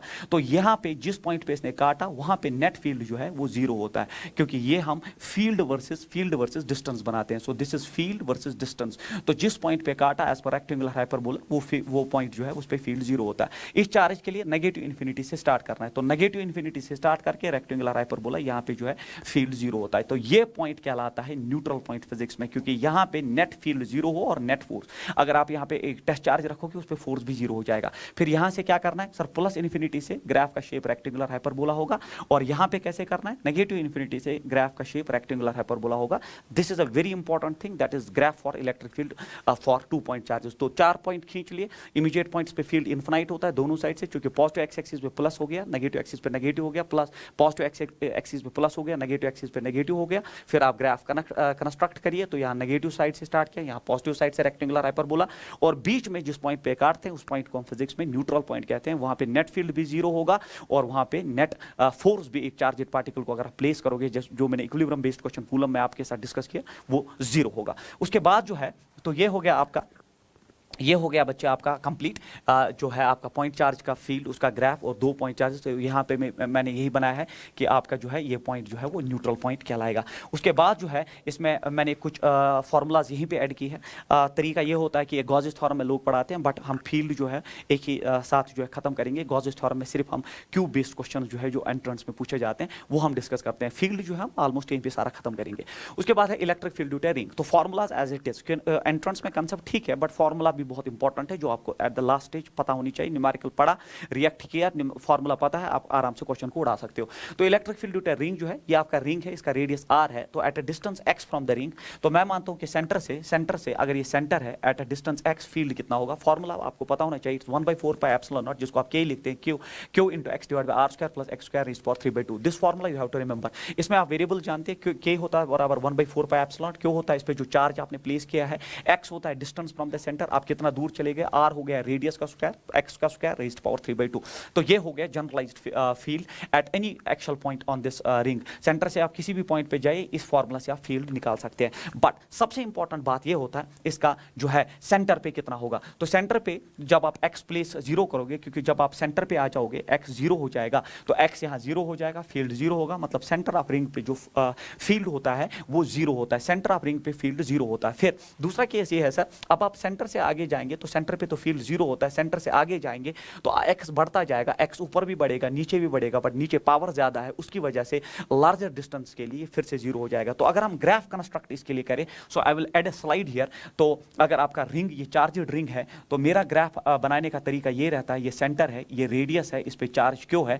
तो मैं जो क्लासरूम में भी ग्राफ डिस्कस करता हूं, मैं वो ऐसे डिस्कस करता हूं कि इसके सेंटर को, तो ये रेडियस r फिर से है और ये डिस्टेंस आपका जो है ये रेडियस r ही है, तो ये सेंटर में नीचे खींच लेता हूं और फिर ग्राफ बनाने में आसानी हो जाती है। तो this is field versus distance from the centre, जो आपने x से लिया। तो रेडियस जो है आपका रिंग जो है वो बिल्कुल ऐसे इस प्लेन में है, इस प्लेन में है, तो इट इज लाइक दिस, ठीक है। मैं चूंकि 2 डायमेंशनल बोर्ड है तो रिंग लाइज लाइक दिस। तो सेंटर ऑफ द रिंग पे आपने देखा अभी जो है आपका फील्ड 0 है, तो सेंटर पे ये सेंटर है तो फील्ड 0 है, और फिर लार्जर डिस्टेंस जाने पे फील्ड 0 होता है। तो ग्राफ ऑब्टेन्ड इसका ऐसा कुछ होता है, और लार्जर डिस्टेंस पे 0। चाहे आप राइट साइड निकल जाओ या लेफ्ट साइड निकल जाओ, तो इसका फील्ड जो है बच्चों वो कुछ ऐसा आ जाता है। तो ये फील्ड पहले मैक्सिमम हो जाता है और फिर ये जो लार्जर डिस्टेंस के लिए ऑलमोस्ट 0 हो जाता है। अब सर किस डिस्टेंस पे ये फील्ड मैक्सिमम होता है, तो इस डिस्टेंस पे फील्ड मैक्सिमम होता है। देख लीजिए यहाँ पे भी 0, लार्जर डिस्टेंस पे भी 0, इस डिस्टेंस पे ये एंट्रेंस में डायरेक्टली आस्क्ड ऑब्जेक्टिव है, तो उस पे x जो होता है, x होता है r/√2, मतलब रेडियस को अगर आप √2 से डिवाइड करोगे, जो x मिलेगा वहां पे फील्ड मैक्सिमम होता है, और जहां पे फील्ड मैक्सिमम होता है तो फील्ड ये मैक्सिमम हो गया। और चूंकि इट्स पैरेलल टू दिस, तो अगर आप इलेक्ट्रिक फील्ड को विद रिस्पेक्ट टू डिस्टेंस जो है डिफरेंशिएट करें, वो 0 आएगा। This is the condition to obtain maximum.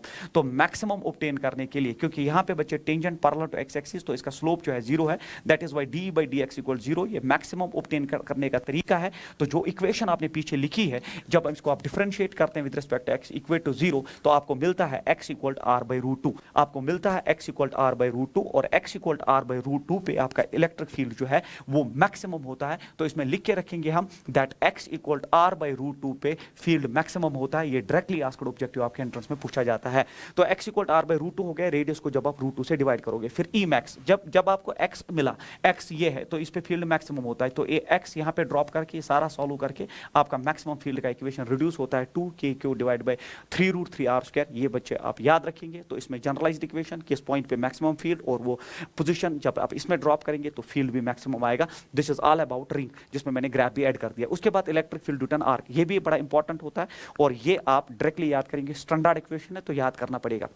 तो अगर ये आर्क है और इस पे मैं बिलीव करता हूँ इस पे पॉजिटिव चार्ज है, अगर ये पॉजिटिव चार्ज है तो फील्ड जो है ड्यू टू आर्क वो रेडिली आउटवर्ड्स होता है। अगर ये नेगेटिव चार्ज होता तो फील्ड में ऐसे बनाता हूँ। तो फील्ड हमेशा जो है वो एंगल बाइसेक्टर से, मतलब जो एंगल है इसके बाइसेक्टर से जो है वो क्रॉस करेगा, नीचे जाएगा। और इलेक्ट्रिक फील्ड का इक्वेशन होता है, स्टैंडर्ड इक्वेशन है, it is 2k λ/r sin θ/2, 2k λ/r sin θ/2 equation जो है इलेक्ट्रिक फील्ड का है। It's a standard equation. k जो है वो आप जानते हैं, it's 1/4 pi epsilon naught, lambda होता है बताया लाइन चार्ज डेंसिटी आर होता है radius sine theta by 2, theta जो है जो ये आर के दो एंड्स जो है इस पॉइंट पे एंगल बनाते हैं। तो स्टैंडर्ड इक्वेशन 2 के lambda by R sine theta by 2 ring का जो है इलेक्ट्रिक फील्ड है। उसके बाद ये एंगल बाइसेक्टर्स है, तो पॉजिटिव के लिए आउटवर्ड्स होता है और नेगेटिव के लिए जो है इनवर्ड्स होता है। तो ये फॉर्मूला आप याद रखेंगे।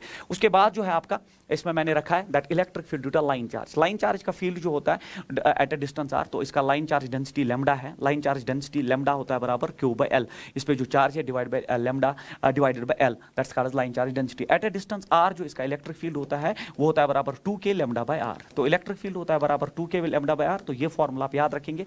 तो स्टैंडर्ड फार्मूला अगेन इस पे एंट्रेंस में पूछा गया है क्वेश्चन 2019 के करीब, 2 के लैम्डा बाय आर, आर होता है distance where lambda is called as line charge density. इसी तरह electric field due to hollow sphere, तो electric field due to hollow sphere में ये है कि electric field inside hollow sphere जो है वो जीरो होता है, ठीक है। इनसाइड इलेक्ट्रिक फील्ड जीरो होता है, आउटसाइड होता है K Q by R square and just outside the surface, just outside, not on the surface, because on the surface conducting shell में जो field है is not defined। तो ये आप technically एक term add करिए इसमें कि on the surface field defined नहीं होता है, just outside the surface, so that Gaussian surface आप draw कर सको। तो just outside the surface जो है, just outside the surface field जो होता है, तो मैं लिखूँ just outside the surface, just outside the surface, तो मैं लिखूँ just out surface। तो ये field होता है बराबर k q by capital R square, where R is the radius। क्योंकि just आउटसाइड जब आपने पॉइंट लिया तो मान लीजिए ये पॉइंट है और उसका डिस्टेंस हम आर के बराबर लेते हैं, तो वहां पे जो फील्ड होता है एज पर गॉसेस थ्योरम में कैलकुलेट करते हैं। तो इनसाइड जीरो होता है, आउटसाइड होता है K Q by R square inversely proportional to square of distance, और जस्ट आउटसाइड होता है K Q by R square where R the radius, but on the surface in case of a hollow spherical shell field is not defined. उसके बाद ये graph है इसका, देख लीजिए आप, इलेक्ट्रिक फील्ड वर्सेस जो है डिस्टेंस है। तो इनसाइड देख लीजिए सेंटर से सरफेस तक जीरो है, सरफेस पे एकदम से आपका फील्ड होता है। तो फिर से मैं बोल रहा हूँ just outside the surface maximum field होता है, और then outside it's inversely proportional to square of distance. So these formulas are very important. उसके बाद electric field due to non conducting sphere. Non conducting sphere की कहानी यह है कि नॉन कंडक्टिंग स्फीयर, जैसे आपने सुना इसका रेडियस कुछ आर है, तो सॉलिड नॉन कंडक्टिंग स्फीयर है, इसका कुछ रेडियस आर है, तो चार्ज पूरे बल्क में आ जाता है क्योंकि ये नॉन कंडक्टिंग स्फीयर है। कंडक्टर्स में चार्ज सरफेस पे रिजाइड करता है, बट जो नॉन कंडक्टिंग स्फीयर्स होते हैं उनके पूरे बल्क में ही चार्ज जो है वो रिजाइड करता है। इसलिए यहाँ फील्ड जो है इनसाइड जीरो नहीं होता है, इनसाइड भी होता है, ऑन द सरफेस भी होता है और आउटसाइड भी होता है। तो आउटसाइड वही होता है जो हॉलो शेल में होता है, याद करने में आसान हो जाएगा। तो आउटसाइड में देख लीजिए K Q by R square जो टोटल चार्जेस पे क्यू है, और फिर ऑन द सरफेस यहाँ पे डिफाइंड होता है, it is K Q by R square, क्योंकि on the surface Gazan surface draw करके अंदर चार्ज आएगा। तो बिल्कुल सेम दो रिजल्ट्स, बट इनसाइड का फॉर्मूला आप याद रखेंगे, वो होता है के, या इलेक्ट्रिक फील्ड इनसाइड जो होता है बराबर that is 1/4 pi epsilon naught, K के बदले देन इट इज क्यू जो टोटल चार्ज है divided by R Q multiplied by small R. तो इनसाइड इलेक्ट्रिक फील्ड जो है that is directly proportional to distance from the centre. तो electric field inside is directly proportional to the distance from the centre, क्योंकि अगर हम centre से start करते हैं, और फिर सेंटर से आगे बढ़ते हैं, तो at a distance R field कितना होगा, तो inside it is directly proportional to R. तो ये इसका ग्राफ भी ऐसा ही डिजाइन होगा, इलेक्ट्रिक फील्ड वर्सेस डिस्टेंस। तो सेंटर से सरफेस तक field is directly proportional to the distance, that is why straight line surface पे एकदम से मैक्सिमम आ गया आपका फील्ड, और फिर outside inversely proportional to the square of distance. तो ये हो गया एक नॉन कंडक्टिंग सॉलिड स्फीयर का इलेक्ट्रिक फील्ड। उसके बाद ये यहाँ कंफ्यूजन होता है, मैंने क्लासरूम में भी देख लिया, यहाँ कंफ्यूजन होता है बच्चों को। तो याद रखिए बच्चे, हमारे पास दो शीट्स होते हैं, एक होता है कंडक्टिंग शीट और दूसरा होता है नॉन कंडक्टिंग शीट। मैक्सिमम बच्चों ने जो आपने गॉसेस थ्योरम से डिराइव किया होता है क्लास 12th में, वो नॉन कंडक्टिंग शीट के लिए आप डिराइव करते हो, और फॉर्मूला होता है electric field at a distance R from it, field होता है बराबर सिग्मा बाई 2 एप्सिलॉन नॉट। किसी भी बच्चे से पूछ लो electric field due to sheet of charge कितना होता है, वो बोलता है सिग्मा बाई 2 एप्सिलॉन नॉट, क्योंकि उसने क्लास 12th में इसको डिराइव किया होता है। बट बिलीव मी, बच्चे को ये नहीं पता होता ये नॉन कंडक्टिंग शीट के लिए होता है, और नॉन कंडक्टिंग शीट ऐसा शीट होता है जिसमें ऐसा चार्ज रिजाइड करता है। बट जब कंडक्टिंग शीट की बात करते हैं तो ये एंट्रेंस में बच्चे को पता चलता है कि शीट दो टाइप्स के होते हैं, और कंडक्टिंग शीट में क्या होता है, चार्ज दो सरफेसेस पे रिजाइड करता है, यहाँ और यहाँ बीच में कोई चार्ज रिजाइड नहीं करता, और फील्ड होता है बराबर sigma by epsilon not. This the difference. तो यहाँ पे नॉन कंडक्टिंग में सिग्मा बाय 2 एप्सिलॉन नॉट जो गॉसेस थ्योरम में आप क्लास 12th में डिराइव करते हो, बट ये है कंडक्टिंग शीट का। एक्चुअली जब आप गॉसियन स्फीयर इसमें ड्रॉप करते हैं तो यहाँ पे फील्ड जीरो है, इनसाइड मेटल के अंदर फील्ड जो है वो जीरो होता है। दैट इज वाई जब ये जीरो है तो एक साइड का हो गया सिग्मा बाय एप्सिलॉन नॉट। तो ये है जो इंपॉर्टेंट चीज है जो आप इसमें ऐड कर सकते हो कि नॉन कंडक्टिंग और कंडक्टिंग शीट में फील्ड का डिफरेंस क्या है। उसके बाद जो है इसमें गॉसेस थ्योरम। अब गॉसेस थ्योरम का सिर्फ मैंने ये फॉर्मूला लिखा है और गॉसेस थ्योरम कहता है the total flux coming out of a closed surface is 1 by epsilon not time charge अनक्लोज्ड। मतलब अगर आपके पास कोई भी क्लोज्ड सरफेस है, अगर आपके पास कोई भी क्लोज्ड सरफेस है और उसमें एनक्लोज्ड चार्ज है, तो जो वहां से फ्लक्स बाहर आएगा वो फ्लक्स जो है कोई भी क्लोज्ड सरफेस, तो necessary condition is that surface should be closed, तो जो फ्लक्स बाहर आएगा वो होता है बराबर 1 by epsilon not time charge enclosed. This is the statement of Gauss's theorem. तो गॉसेस थ्योरम में चूंकि मैंने आपको पहले ही बोला फील्ड मैंने हर एक ऑब्जेक्ट का ऑलमोस्ट जो है डिस्कस किया, चाहे वो आपका जो है लाइन चार्ज हो, चाहे आपका जो रिंग हो, फिर उसके बाद आपके पास आर्क हो, उसके बाद conducting sheet, non conducting sheet, hollow sphere, solid sphere, सबके फील्ड पढ़ा दिए। दिस इज जो मैंने इस साल इसमें ऐड कर दिया कि लास्ट स्टेज पे कम से कम फॉर्मूलाज का आपको आइडिया रहे। और फिर गॉसेस थ्योरम ये कहता है कि total flux coming out of a closed surface is 1 by epsilon not time charge enclosed. बाहर वाला चार्ज इंपॉर्टेंट नहीं, सरफेस के अंदर चार्ज। इसमें क्यूब रिलेटेड न्यूमेरिकल्स पूछे जाते हैं और क्यूब रिलेटेड न्यूमेरिकल्स में आप क्या करेंगे कि क्यूब के सेंटर पे अगर चार्ज है, क्यूब के सेंटर पे अगर चार्ज है, शेप ऑफ द बॉडी कोई भी हो उस पर डिपेंड ही नहीं करता गॉसेस थ्योरम, चाहे क्यूब हो स्फीयर हो, तो अगर सेंटर पे चार्ज है तो बोलता है नेट फ्लक्स कितना बाहर आएगा, तो आंसर एकदम से 1 बाय एप्सिलॉन नॉट टाइम्स क्यों, क्योंकि ये क्लोज्ड सरफेस है और चार्ज सेंटर पे है, तो ये हो गया। फिर वो कहता है कि ईच फेस का शेयर क्या है, हर एक फेस का शेयर क्या है। तो इसमें आप ख्याल रखेंगे अगर चार्ज बीसीसी है, बॉडी सेंटर्ड चार्ज है, बिल्कुल बॉडी पे है, बिल्कुल सेंटर पे है, तो हर एक फेस का शेयर बराबर होगा। क्यूब के बिल्कुल सेंटर में अगर चार्ज है तो हर एक फेस का शेयर बराबर होगा, तो हर एक फेस का शेयर बराबर होगा। तो मैं मानता हूं कि हर एक फेस का फाई एफ, तो 6 फेसेस का हो गया 6 टाइम्स फाई एफ हो गया बराबर टोटल जो फ्लक्स अंदर है that is 1 by epsilon naught times क्यों, क्योंकि अब ये टोटल फ्लक्स 6 फेसेस में बढ़ चुका है, इसलिए हर एक शेयर का फाई एफ और 6 सरफेसेस है तो phi F plus phi F 6 बार फाई एफ करने से बेटर है 6 टाइम्स मल्टीप्लाई करो तो हर एक फेस का शेयर हो जाएगा 1 बाय 6 एप्सिलॉन नॉट क्यू। तो इसमें कुछ बच्चे फॉर्मूलाज याद करते हैं, अननेसेसरी फॉर्मूलाज याद करने की जरूरत नहीं है, लॉजिक से भी होता है। बट एंट्रेंस में एक एडवांस्ड क्वेश्चन वो ऐसे पूछ सकता है कि यही क्यूब है बट चार्ज जो है वो सेंटर से थोड़ा ऊपर है, तो वो बॉडी सेंटर चार्ज नहीं है, सेंटर से थोड़ा ऊपर है। उस केस में हर एक टोटल क्यूब का शेयर तो यही रहेगा क्योंकि चार्ज इनसाइड है, इररिस्पेक्टिव कहां है, मिड पॉइंट पे है, थोड़ा दाएं बाएं उस पर डिपेंड नहीं करता। बट अगर उसने एडवांस्ड लेवल क्वेश्चन पूछा टोटल फ्लक्स में तो कोई फर्क नहीं पड़ेगा, बट अगर चार्ज बॉडी सेंटर्ड नहीं है, चार्ज थोड़ा सा फेस से ऊपर नीचे है, तब हर एक फेस का शेयर बराबर नहीं होगा। उस केस में आप लिखेंगे रेड कलर वाला केस, जब ये बॉडी सेंटर्ड नहीं है, सेंटर से दाएं बाएं है, तब हर एक फेस का share is not equal to, ये है तब का क्वेश्चन। तो बच्चे फिर ये नहीं बोलना कि की गलत है, ये समझ लेना कि आपने गलत किया है। अगर बॉडी सेंटर्ड है तभी उस केस में फ्लक्स होता है बराबर 1 बाय 6 एप्सिलॉन नॉट टाइम्स क्यों, हर एक फेस का शेयर। बट अगर थोड़ा सा चार्ज ऊपर नीचे है तो जिस फेस के नजदीक उसका शेयर ज्यादा, जिस फेस से दूर उसका शेयर कम, दैट इज वाई जो है आपका फॉर्मूला वो चेंज हो जाता है। उसके बाद इसी तरह अगर आप इसमें ऐड स्लाइड करेंगे और मैं यहाँ पे एक डायग्राम बनाता हूँ कि ये क्यूब है, अगर ये क्यूब है, ये आप क्लासरूम में कर चुके हैं, मैं थोड़ा सा आइडिया इंट्रोड्यूस करना चाहता हूँ कि अब यहाँ पे सर, अब यहाँ पे क्या है कि आपका चार्ज जो है वो कॉर्नर पे है, अब चार्ज कॉर्नर पे है, तो इसमें आप बोलो इस क्यूब का शेयर क्या है। तो इसको जो है इस कॉर्नर पे चार्ज जो होता है इसको एनक्लोज करने के लिए पहले आपको इसको गाजन सरफेस से एनक्लोज करना है, तो आपको इसमें 8 क्यूब लगते हैं। देख लीजिए अगर आपके पास एक क्यूब है, आपने एक कॉर्नर पे चार्ज रख दिया तो यहाँ पे एक क्यूब लगेगा नीचे, फिर वहां से और वहां पीछे से, तो नीचे बेस बनेगी 4 क्यूब्स की और चार्ज बीच में आएगा, ऊपर से 4 क्यूब्स, ये आपने सॉलिड्स केमिस्ट्री में भी पढ़ा होगा, कॉर्नर वाला शेयर जो होता है एटम का वो 1/8 होता है। तो इसमें जो है ये 8 क्यूब से सराउंड होगा, तब 8 क्यूब्स का जो है नेट फ्लक्स जो बाहर आएगा वो आएगा बराबर 1 by epsilon naught times Q.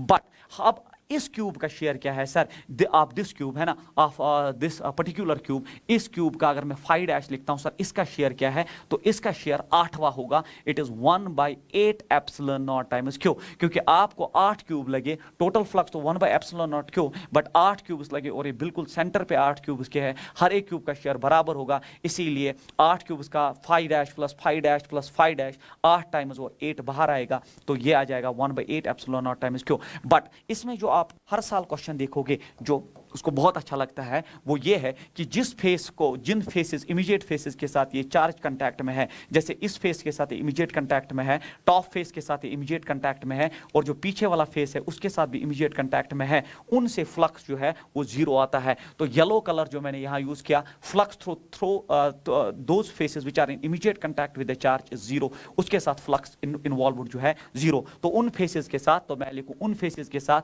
जिनको मैंने येलो कलर से दिखाया, टॉप फेस, ये फेस और पीछे वाला फेस जो इमीडिएट कांटेक्ट ऑफ चार्ज के साथ आ जाए, उनमें जो फ्लक्स होता है जीरो। फिर बचे तीन क्यूब्स, तीन फेसेस, क्योंकि तीन चले गए। अब तीन फेसेस से वो आपके एंट्रेंस में क्वेश्चन पूछता है रेस्ट तीन क्यूब फेसेस के साथ कितना फ्लक्स है, क्योंकि इस क्यूब का टोटल फ्लक्स यही है, that is 1/8 epsilon naught times Q. अब ये तीन फेसेस में बटेगा। तो अब जो है मैं अब ये जो है मैं व्हाइट से दिखा रहा हूं कि अब जो रेस्ट तीन फेसेस है जिनसे फ्लक्स प्रेजेंट होता है, वो फ्लक्स होता है बराबर, वो फ्लक्स किसके बराबर होता है, ये तीन में बढ़ जाएगा ये। तो जब तीन में बढ़ जाएगा 8 और 3 are 24 epsilon naught times Q is the answer of this question. तो ये एक क्यूब का बहुत अच्छा क्वेश्चन है। तो ये आप याद रखेंगे कि एक क्यूब के कॉर्नर पे चार्ज है, उस क्यूब का जो शेयर है वो 1/8 है, जिन तीन फेसेस के साथ इमीडिएट कांटेक्ट में उनके साथ जीरो, और जो तीन रेस्ट फेसेस है उनमें ये फ्लक्स ये बट जाएगा, इसलिए मैंने 3 से इसको मल्टीप्लाई किया। It's 1/24 epsilon naught times Q का जो है हर एक रेस्ट फेस का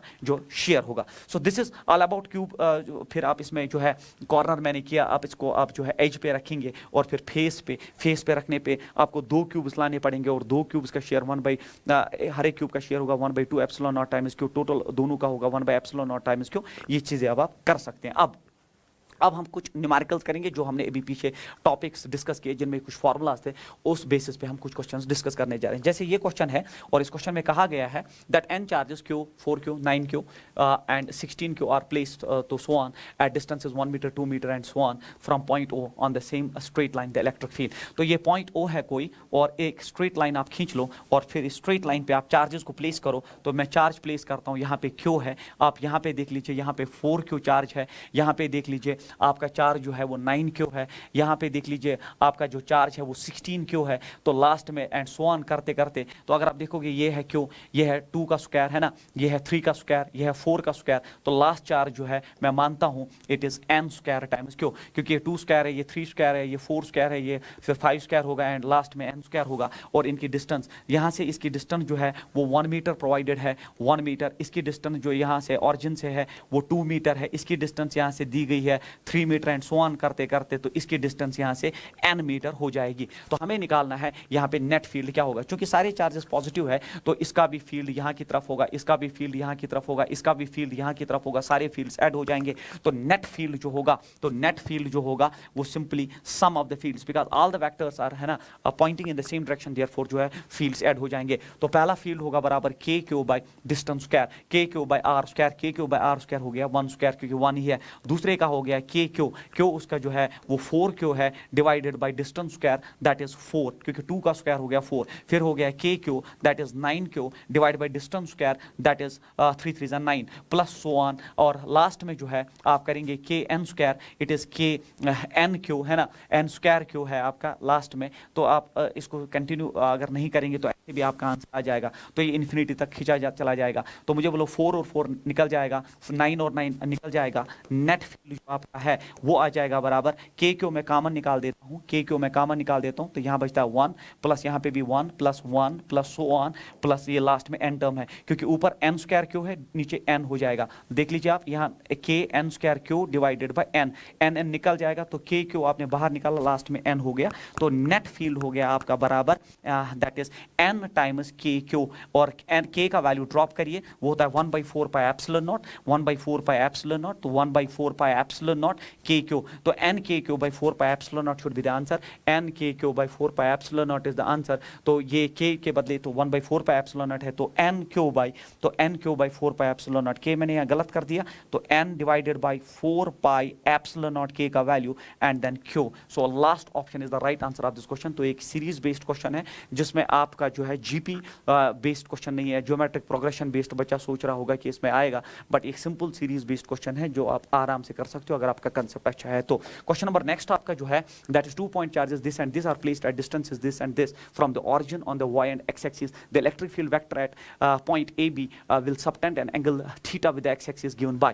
तो बहुत ही अच्छा क्वेश्चन है, this is the important question which you can add in your that question bank, कि अगर आप एक XY सिस्टम बना दे तो आपका एक XY सिस्टम है, इसमें आपको ये दिया गया है, आप पढ़िए क्वेश्चन को, 2 point charges Q1 and Q2 are placed at distances B equal to 1 centimetre and A equal 2 centimetre from the origins on the Y axis. तो Y एक्सिस पे B है, Y एक्सिस पे B है और B दिया गया है आपको 1 सेंटीमीटर, Y एक्सिस पे B है और B 1 सेंटीमीटर है, और X एक्सिस पे आपका A है, ये आप ख्याल रखेंगे, वो A जो है आपका वो दिया गया है आपको 2 सेंटीमीटर, तो A यहाँ पे और B यहाँ पे है, और हमसे कहा गया है the electric field vector eight point AB। तो AB एक पॉइंट है, तो आप खुद सोचिए स्पेस में पॉइंट यहाँ लाई करना चाहिए, सर यहीं पे क्यों लाई करना चाहिए, क्योंकि AB पॉइंट है, तो आप यहाँ पे अगर आप पॉइंट बनाएंगे तो आप यहाँ देख लीजिए, ये हो गया बिल्कुल इसका A, क्योंकि ये दूरी A हो जाएगी, और ये जो है ये दूरी इसकी B हो जाएगी, दैट इज वाई पॉइंट यहीं पे लाई करना चाहिए।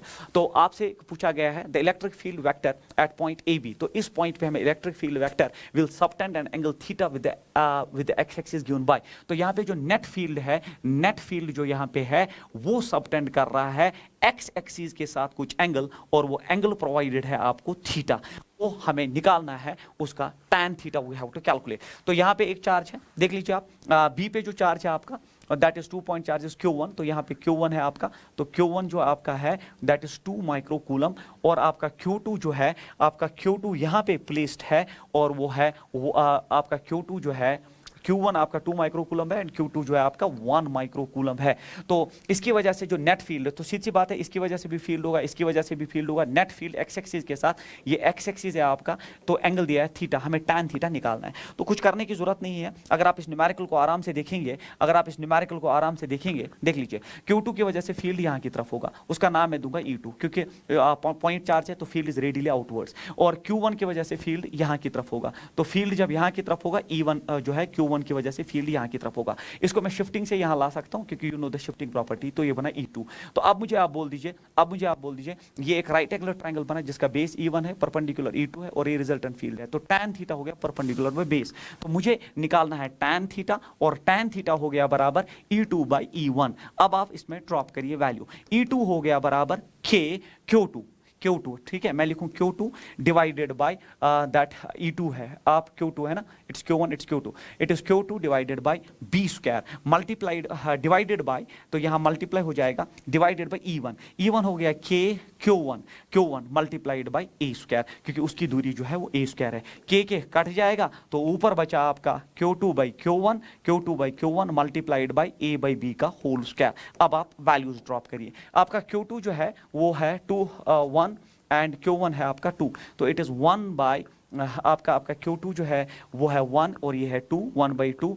आपका A जो है वो 2 के बराबर है डिवाइडेड बाय 1 ऊपर स्क्वायर, तो 1 2 कट जाएगा, तो यहाँ बना 2, तो tan थीटा जो है आपके पास 2 के बराबर आ गया। So this is a very important question, जिसमें अगर आपको चीज़ें पता है तब आप न्यूमेरिकल कर सकते हो, अदरवाइज जो है थोड़ी सी तकलीफ होगी। तो tan theta is equal to, कैसे हमने किया, हमने दोनों फील्ड इस पॉइंट पे लिए, और फिर यहाँ राइट एंगुलर ट्रायंगल से मुझे पता चला tan theta is E2 by E1, तो वहाँ वैल्यू ड्रॉप करने पे आपका tan थीटा 2 के बराबर जो है वो आ गया। क्वेश्चन नंबर नेक्स्ट आपका जो है the break down electric intensity for air is this, तो ये break down electric field intensity है।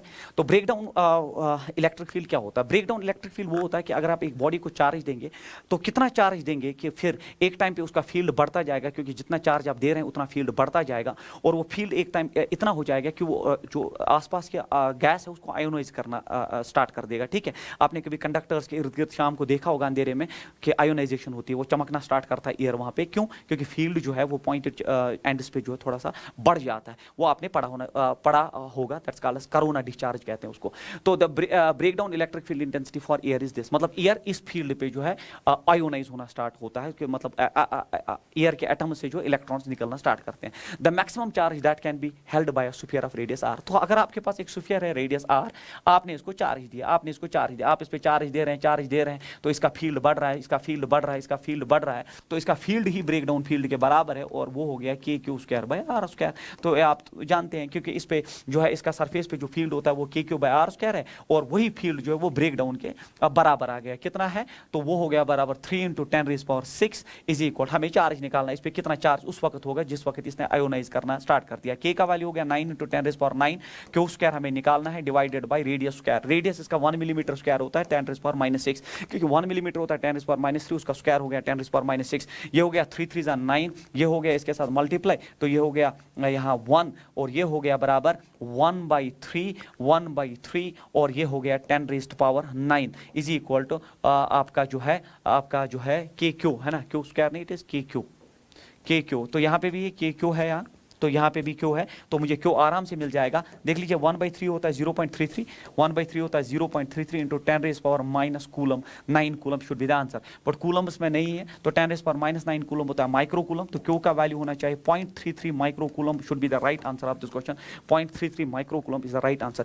तो इसमें जो है ब्रेकडाउन का कंसेप्ट इंक्लूड हुआ। उसके बाद an electric field of this exists between 2 parallel plates of length this, तो ये भी एक इंपॉर्टेंट क्वेश्चन है जिसमें आपने चार्जर पार्टिकल को एक्सटर्नल फील्ड में जो है प्रोजेक्ट करके उसकी ट्रैजेक्टरी पढ़ी होगी, तो ये एक इंपॉर्टेंट क्वेश्चन है जो यहाँ से पूछा जाएगा। तो इस सीरीज में आप देखोगे कि हर एक पैटर्न ऑफ न्यूमेरिकल आपको मिलेगा, तो ये हो ही नहीं सकता कि इस सीरीज से बाहर आपका क्वेश्चन मिले, या तो डायरेक्टली इनडायरेक्टली क्वेश्चन आएगा, या तो कंसेप्ट बेस्ड क्वेश्चन जो है बिल्कुल आपको इसी सीरीज में मिलेगा। And electric field of this, तो ये इलेक्ट्रिक फील्ड का intensity exists between 2 parallel plates of length 2 centimetre. तो आपके पास 2 पैरेलल प्लेट्स हैं, और उनकी लंबाई जो है वो 2 सेंटीमीटर के बराबर है, ठीक है, 2 पैरेलल प्लेट्स। तो मैं मानता हूं कि यहाँ पे जो इलेक्ट्रिक फील्ड है वो ऐसा कुछ इलेक्ट्रिक फील्ड है, ऊपर वाला प्लेट में पॉजिटिव मानता हूं और नीचे वाला नेगेटिव, सो ये है आपका इलेक्ट्रिक फील्ड। तो इसके स्ट्रेंथ हमें प्रोवाइडेड है। तो an electron enters the region between the plates at right angles to the field with kinetic energy. तो हमने एक इलेक्ट्रॉन को फायर किया, तो ये इलेक्ट्रॉन है, नेगेटिव चार्ज है, और हमने इसको फायर किया with some kinetic energy.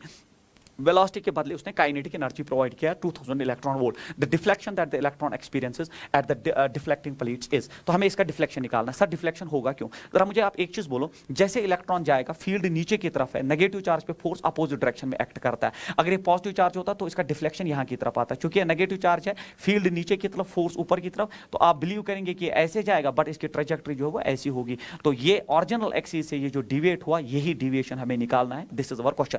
Sir ऐसा एक्सपीरियंस हमने प्रोजेक्टाइल मोशन में किया होता है। देख लीजिए हॉरिजॉन्टल प्रोजेक्टाइल में जब आप एक टॉवर से एक ऑब्जेक्ट को फायर करते हो, जैसे आप फायर करते हो तो वो सीधे नहीं चलता, हमेशा ग्रेविटी का फोर्स जो है उसको बेंड करके एक पैराबोलिक पाथ पे लाके जो है स्ट्राइक करता है। ये आपने हॉरिजॉन्टल प्रोजेक्टाइल में पढ़ा होगा। सेम थ्योरी यहाँ पे, क्या आपने इलेक्ट्रॉन को फायर किया, अब इलेक्ट्रिक फील्ड उसने ऊपर की तरफ जो है एक पैराबोलिक पाथ पे डिविएट करके हमें ये डिविएशन निकालनी है। अब चूंकि हॉरिजॉन्टल प्रोजेक्टाइल के साथ मिलता है, वहां पे हम फायर करते हैं, ग्रेविटेशनल फोर्स नीचे खींचता है। यहाँ पे आपने इलेक्ट्रॉन को फायर किया, इलेक्ट्रोस्टैटिक फोर्स उसको ऊपर खींचता है। तो करना कुछ नहीं है, इसका ट्रैजेक्टरी का इक्वेशन मैं आप सीधे यूज करूंगा 1/2 gx²/u²। सर ये तो हॉरिजॉन्टल प्रोजेक्टाइल की इक्वेशन है। बच्चों यही तो खेल है जो एंट्रेंस में आपको पता होना चाहिए। हॉरिजॉन्टल प्रोजेक्टाइल की जो इक्वेशन है ट्रैजेक्टरी की, वही एक चार्जेड पार्टिकल की इलेक्ट्रिक फील्ड में मोशन की ट्रैजेक्टरी होती है। अगर ये चीज आपको पता है तो आपको चीजें आसान हो जाएंगी करनी। अब आप देख लीजिए, सर यहाँ तो g है, अब फंस गए आप, एक्सेलरेशन ड्यू टू ग्रेविटी आ गया, अब कैसे करोगे? यहाँ एक्सेलरेशन ड्यू टू ग्रेविटी है, बट इस केस में acceleration due to electric field है, और वो कौन नहीं जानता, वो आप सब जानते हैं, वो होता है बराबर QE/m। ठीक है, एक्सेलरेशन जो होता है वो QE/m है। क्यों? क्योंकि फोर्स होता है बराबर QE, और वही QE होता है बराबर ma, और फिर न्यूटन कहता है a हो गया बराबर QE/m। तो ये आपने पढ़ा होगा। एक्सेलरेशन मैंने बदल दिया, और फिर बाकी वही है x²/u²। अब आप वैल्यूज ड्रॉप करिए। तो ये है कंसेप्ट का पार्ट। अगर आपको ये चीजें पता है तब आपका एंट्रेंस जो है वो बहुत आसान हो जाता है। तो y हो गया 1/2, क्यू का वैल्यू जो है वो इलेक्ट्रॉन ही में रखता हूं, क्योंकि एनर्जी इलेक्ट्रॉन वोल्ट्स में है, उससे मुझे फायदा आ जाएगा। E का वैल्यू, इलेक्ट्रिक फील्ड का वैल्यू दिया गया है, इट इज 1.5 × 10⁻⁴ जो है 10⁻⁴ है। फिर x² जो है, x हो गया लेंथ, ये x जो है वो लेंथ के बराबर है, तो x is equal to L, it is 2 centimetre.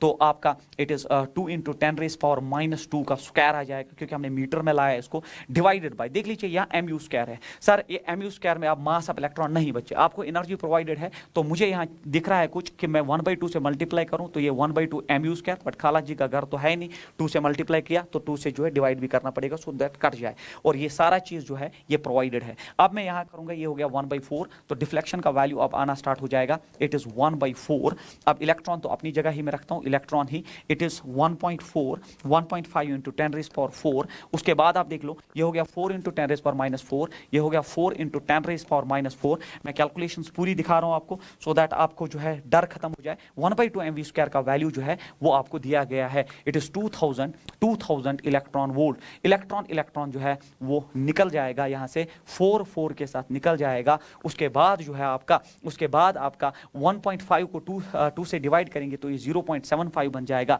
ये बनेगा 0.75। देन ये हो गया 10⁻⁴, 10⁻⁴ कट जाएगा, ये ऊपर जाएगा बच्चे 1000, तो ये बनेगा 10⁻⁻3, तो it's 0.75 millimetre should be the right answer, it is 0.75 millimetre. देख लीजिए, हमने कैलकुलेशन भी की और आंसर भी आया, 0.75 millimetre should be the right answer. तो ये सबसे अच्छा क्वेश्चन है जो ट्रेजेक्टरी ऑफ इलेक्ट्रॉन बेस्ड है, और मैंने इसमें इंट्रोड्यूस किया कि आप ट्रेजेक्टरी ऑफ हॉरिजॉन्टल प्रोजेक्टाइल याद रखिए, जी को रिप्लेस ए से करिए और ए क्यू ई बाय एम से आप ये न्यूमेरिकल आराम से सॉल्व कर सकते हो। क्वेश्चन नंबर नेक्स्ट जो आपका है, a bob of simple pendulum of mass 40, ये भी इंपॉर्टेंट क्वेश्चन है। तो आपके पास एक सिंपल पेंडुलम है, एक सिंपल पेंडुलम जो है उसका बॉब है, उसका मास प्रोवाइडेड है जो है 40 ग्राम का मास है, वो लास्ट में हम ड्रॉप करेंगे, एंड अ पॉजिटिव चार्ज भी दिया है, is oscillating with the time period t1। तो टाइम पीरियड आप जानते हैं सिंपल हार्मोनिक मोशन में होता है 2π√L/g।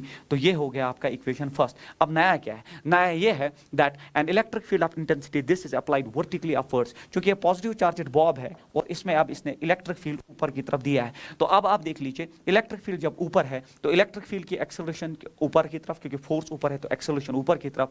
पहली सिचुएशन में एक्सेलरेशन g थी डाउनवर्ड्स, तो एक एक्सेलरेशन डाउनवर्ड्स, उस वक्त टाइम पीरियड t1 था 2π√L/g जो आप जानते हैं।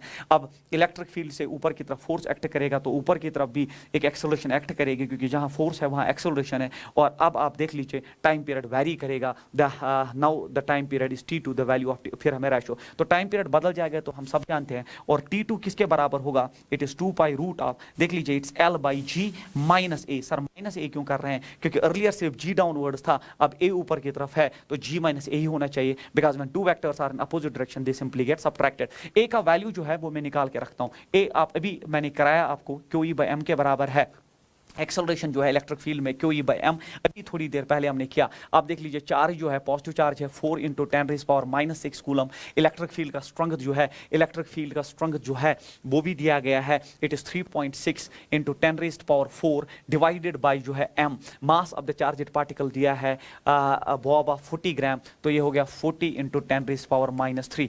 तो यहाँ पे देख लीजिए आप, ये हो गया 10⁻⁻2, 4 कट जाएगा, 10⁻⁻2 इसको 10⁻⁻2 जो है ऊपर जाएगा, 10⁻⁻2 जो है वो +2 बन जाएगा 10⁻⁶। तो ये a का वैल्यू 3.6 जो है बड़े सस्ते में निकल गया। तो अब जो है इनका रेशो हमें निकालना है, लास्ट में वैल्यू ड्रॉप करेंगे। रेशो में जो है 2π के साथ निकल जाएगा, L जो है वो निकल जाएगा, तो आपका T1/T2 जो है इज इक्वल हो जाएगा। आपका T1/T2 नहीं, आपको T2/T1 निकालना है, आपको T2/T1 निकालना है। यहाँ पे रेशो थोड़ा जो है मैं चेंज कर रहा हूँ, T2/T1। तो T2/T1 में आपका g-a ऊपर आ जाएगा, आपका g-a ऊपर आएगा, g-a जो है ऊपर आएगा डिवाइडेड बाई g।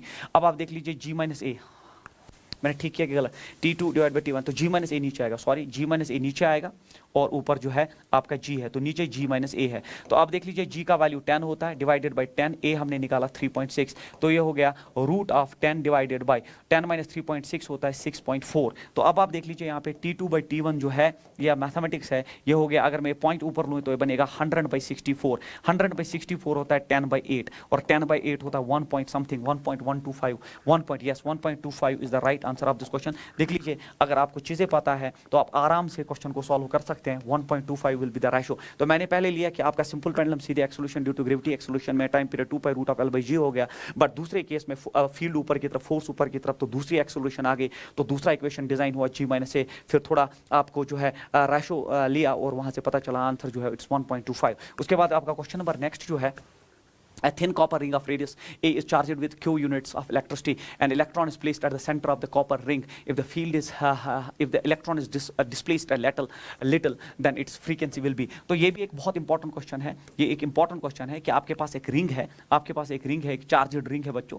ये एक चार्जड रिंग है और इस पे चार्ज जो है एज पर द क्वेश्चन हम लिखेंगे इसमें thin copper ring of radius. तो इसका रेडियस जो है वो प्रोवाइडेड है, वो ए के बराबर है. ये charged with Q units of electricity. An electron is placed. फिर यहाँ पे आपने सेंटर पे एक इलेक्ट्रॉन प्लेस किया. An electron is placed at the centre. तो यहाँ पे हमने एक इलेक्ट्रॉन को प्लेस किया, नेगेटिव चार्ज को यहाँ पे हमने प्लेस किया. फिर हमसे पूछा जा रहा है at the centre of the copper ring if the electron is displaced a little. थोड़ा सा आपने डिस्प्लेस किया, थोड़ा सा डिस्प्लेस किया, मान लो एक्स आपने डिस्प्लेस किया and it will have a frequency. अब मसला ये है, देख लीजिए, अगर आपने थोड़ा सा सेंटर से डिस्प्लेस किया, सेंटर से थोड़ा डिस्प्लेस किया, तो ये पॉजिटिव चार्ज उसको अट्रैक्ट करके वापस लाएगा and it will set into oscillations. ये इसको ऑसिलेशंस में सेट करेगा क्योंकि नेगेटिव चार्ज बाहर जाएगा, पॉजिटिव चार्ज वापस लाने की कोशिश करेगा. अब ये ऑसिलेशंस, सर वो ऑसिलेशंस एसएचएम होंगे कि नहीं, सिंपल हार्मोनिक मोशन होंगे कि नहीं, वो डिपेंड करता है एक ही चीज पे. अगर एक्स जो है, जो आपने डिस्प्लेसमेंट दिया, इज लेस देन आर. ठीक है, अगर एक्स लेस देन आर है, मतलब इसके रेडियस से कम है, तो यहाँ रेडियस ए है. अगर एक्स लेस देन ए है तो उस सूरत में definitely oscillation simple harmonic motion होंगी. अदरवाइज सिर्फ सिंपली ये ऑसिलेशंस होंगी. तो डिस्प्लेसमेंट अगर छोटा है, एक्स जो है रेडियस से बहुत कम है, तब जाके उस सूरत में आपका सिंपल हार्मोनिक मोशन ही होगा. ये ऑसिलेशंस का नेचर. अब हमसे पूछा गया उसका फ्रीक्वेंसी क्या होगा. देखो टाइम पीरियड, आप इसमें आप कोई डेरिवेशन नहीं करेंगे, मैं आपको एक तरीका देता हूं. इसका टाइम पीरियड होता है बराबर 2 by root of it is M R cube divided by K Q Q. अब मैं वेरिएबल्स आपको समझा देता हूं क्या है. एम हो गया मास से चार्जड पार्टिकल का, आर हो गया जो रेडियस है यहाँ पे, के आप जानते हैं 1/4 पाई एप्सिलॉन, क्यू हो गया रिंग का चार्ज और क्यू हो गया इलेक्ट्रॉन का चार्ज. क्योंकि आपको फ्रीक्वेंसी चाहिए तो पहले मैंने इनवर्स लेता हूं. It is 1/2 pi, it is root of, ये फॉर्मूला याद करके जाएंगे आप, बहुत इंपॉर्टेंट है. It is K Q Q divided by M R cube. अब मैं जो है अब संभाल के हम इसमें values as per the question drop करेंगे. फ्रीक्वेंसी निकालना है, 1/2 पाई है, फिर उसके बाद आप के उधर ही रखिए. अब आप देख लीजिए क्यू है चार्ज का रिंग, चार्ज पे जो चार्ज है दैट इज रिंग पे जो चार्ज है दैट इज क्यू. इलेक्ट्रॉन पे चार्ज जो है वो ई है, डिवाइडेड बाय एम हो गया मास, एम हो गया मास, और फिर आर क्यूब हो गया ए क्यूब, क्योंकि इसमें जो डिस्टेंस है, इसमें जो रेडियस है वो ए क्यूब है. तो ऐसा आंसर आपको मिलना चाहिए, ऐसा आंसर. क्योंकि इसने के को भी न्यूट्रलाइज किया है तो हम के को भी न्यूट्रलाइज करेंगे. तो हम लिखेंगे 1/2 पाई, के का वैल्यू प्रॉपर्ली ड्रॉप करेंगे. तो ये हो गया ऊपर क्यू, ये हो गया ई, डिवाइडेड बाय के का वैल्यू हो गया 4 पाई एप्सिलॉन नॉट, और ये हो गया बराबर एम ए क्यूब. अब इसका M A cube should be the right answer for this question. अगर आप इसको देखेंगे आप, it is 1/2 pi Q E, 1/2 pi Q, ये हो नहीं सकता, ये हो नहीं सकता, ये हो नहीं सकता. तो first option is the answer. 1/2 pi root of Q E divide by 4 pi epsilon naught M A cube is the right answer. तो सबसे इंपॉर्टेंट चीज ऐसे क्वेश्चंस के लिए जो आप याद रखेंगे इस स्टेज ऑफ प्रिपरेशन पे, जब आप फाइनल के लिए तैयारी कर रहे हैं, कि टाइम पीरियड उन ऑसिलेशंस का होता है 2 pi root of M R cube divided by K Q Q. उसके बाद आपका है two infinitely long straight wires have uniform line charge densities lambda and 2 lambda. तो आपके पास infinitely long line charge densities है, इस पे लाइन चार्ज डेंसिटी लैम्डा है, इस पे लाइन चार्ज डेंसिटी 2 लैम्डा है, are arranged parallel to each other at a distance R apart. इनके बीच में जो दूरी है वो आर की दी गई है. The intensity of the electric field at the point Midway between them. तो मिडवे पॉइंट पे हमें इलेक्ट्रिक फील्ड इंटेंसिटी निकालनी है. तो मिडवे पॉइंट ये हो गया, मतलब यहाँ से जो दूरी है वो r/2 हो गई और यहाँ से भी दूरी जो है वो r/2 हुई. यहाँ पे इलेक्ट्रिक फील्ड इंटेंसिटी डेफिनेटली इसका भी, ये भी पॉजिटिव चार्ज है, ये भी पॉजिटिव चार्ज. अगर इसका फील्ड हो गया E1 तो इसका फील्ड जो है वो यहाँ की तरफ E2 होगा. अब E1 किसके बराबर है सर? E1 जो है वो होता है लाइन चार्ज का भी मैंने पीछे पढ़ा दिया आपको, it is 2k lambda by r. तो मैं लिखूं यहाँ पे 2k. अब इसका लाइन चार्ज डेंसिटी लैम्डा है और डिस्टेंस r/2 है, r/2 जो है यहां बन जाएगा ये 4k लैम्डा बाय r. तो ये हो गया इसका. इन द सेम फैशन अब इसका जो इलेक्ट्रिक फील्ड इंटेंसिटी यहां की तरफ डायरेक्टेड है, तो फॉर्मूला है आपका 2k lambda by r. It is 2k lambda जो है वो 2 लैम्डा है, यहां गलती नहीं करना आप, r/2. तो r/2 ये हो जाएगा 4, 4 2 हो गया 4 2 हो गया 8, ये हो गया 8k लैम्डा बाय r. अब आप देख लीजिए, अब एक फील्ड यहां की तरफ है, एक फील्ड यहां की तरफ है, 8 8 के लेमडा बाय आर में से आप 4 के लेमडा बाय आर माइनस करिए, आपका आंसर आ जाएगा। तो ई नेट जो है अब आपका वो हो गया बराबर 8 के लेमडा बाय आर माइनस हो गया बच्चों 4 के लेमडा बाय आर, 4 के लेमडा बाय आर। तो यहाँ पे आप कॉमन चीजें बाहर निकालिए, तो ये हो गया के लेमडा बाय आर, 8 माइनस 4 होता है 4, इट इज 4 के लेमडा बाय आर, 4 के लेमडा बाय आर। तो अब के का भी वैल्यू ड्रॉप करना पड़ेगा आपको, तो it is 4 lambda divided by के हो गया बराबर 4 पाई एप्सिलॉन नॉट आर, 4 निकल जाएगा। Answer should be lambda by pi epsilon naught R should be the right answer. Lambda by pi epsilon naught R is the right answer. तो मैंने जो पीछे जो फॉर्मूला सेट दिया था उस पे बेसिस पे जो है ये न्यूमेरिकल में जो है सॉल्व कर रहा हूं। उसके बाद आपका जो है ये देखिए, if the flux of the electric field through a closed surface is zero. तो ये स्टेटमेंट बेस्ड क्वेश्चन है, तो इसमें आपको देखना है कौन सा स्टेटमेंट करेक्ट है। तो if the flux of the electric field through a closed surface is zero, तो फ्लक्स एक क्लोज्ड सरफेस से जीरो है, तो मतलब एक क्लोज्ड सरफेस है और इसका फ्लक्स जो है वो जीरो है। तो पहली फुर्सत में इतना क्लीन होना चाहिए कि क्यों एनक्लोज्ड जो है वो जीरो होना चाहिए, आपका कंसेप्ट है। क्योंकि अगर एक क्लोज्ड सरफेस का फ्लक्स जीरो है तो मतलब उसके अंदर चार्ज ही नहीं है, चार्ज एनक्लोज्ड ही जीरो है।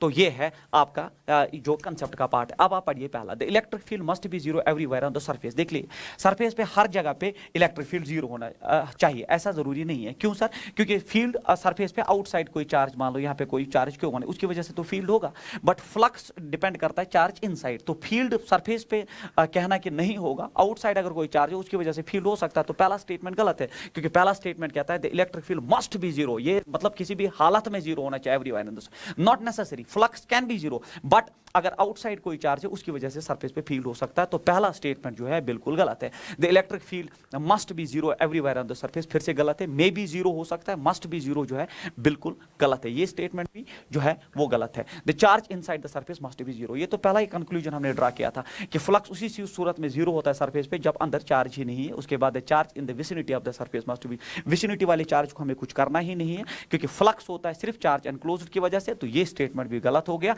Very important, Gauss's theorem based. उसके बाद जो है आपका ये देख लीजिए, ये भी एक इंपॉर्टेंट क्वेश्चन है जो आप इसमें ऐड करेंगे। A metallic shell having a point charge Q kept inside its cavity। तो आपके पास एक मेटेलिक शल है, ठीक है, you are having a metallic shell. Metallic shell का मतलब हो गया कि आपके पास ऐसा मेटेलिक शल है, तो अंदर ये खाली है और फिर ये मेटल है, ठीक है, अंदर ये खाली है फिर ये मेटल है। तो मैं थोड़ा मेटल को सॉलिड बना दूं, शायद इन डायग्राम्स में क्लियर ना हो, बट ये क्वेश्चन बड़ा इंपॉर्टेंट क्वेश्चन है। तो ये मेटेलिक शल है, दिस इज अ मेटल और अंदर खाली है। इसमें आपने मेटेलिक शल है positive charge Q kept inside its cavity, आपने चार्ज Q इसमें प्लेस कर दिया है, तो इनसाइड इट्स कैविटी आपने चार्ज क्यों प्लेस किया। Which of the following diagrams correctly represent the electric lines of force. तो आपने देखा होगा एक क्वेश्चन ऐसा है आईआईटी से लेके नीट में वो पेटेंटेड बन चुका है, मतलब हर बार पूछा जाता है कि सर उस केस में इलेक्ट्रिक फील्ड का स्ट्रक्चर क्या होगा। वो क्वेश्चन क्या है? वो क्वेश्चन आपने पढ़ा होगा कि जब एक सुफियर आपके पास है, जब आपके पास एक मेटेलिक सुफियर है, तो मेटेलिक सुफियर में जब आप इलेक्ट्रिक फील्ड लाइंस में प्लेस करते हैं, तो आपने पढ़ा होगा, मैं एक अलग क्वेश्चन आपके साथ डिस्कस कर रहा हूं, तो वो उसके जब फील्ड लाइंस में, एक्सटर्नल फील्ड लाइंस में आप एक मेटेलिक सुफियर को रखते हैं, तो वो फील्ड लाइन हमेशा जो है सरफेस पे परपेंडिकुलर होनी चाहिए, एक साइड से आती है और दूसरे साइड से बाहर चली जाती है, क्योंकि मेटल के अंदर फील्ड जो है वो जीरो होता है, आप ये जानते हैं। तो सेंटर वाली जो लाइन है वो तो सरफेस पे परपेंडिकुलर होती है, बट जो सेंटर से थोड़ा ऊपर आती है तो आपने देखा होगा वो बेंड होती है, यहाँ पे सरफेस पे थोड़ी बेंड होती है और ऐसा लगता है कि जैसे सेंटर से पास होना चाहती है। कि ये बेंड इसलिए होती है क्योंकि सुफियर या सर्कल्स में वही लाइन परपेंडिकुलर होती है जो सेंटर से पास होती है, दैट इज वाई ये डिविएट होती है और फिर यहाँ से कहीं से निकलती है, तो deviated line. In the same fashion अगर यहाँ से कोई लाइन आए तो आप बोलोगे ये परपेंडिकुलर नहीं,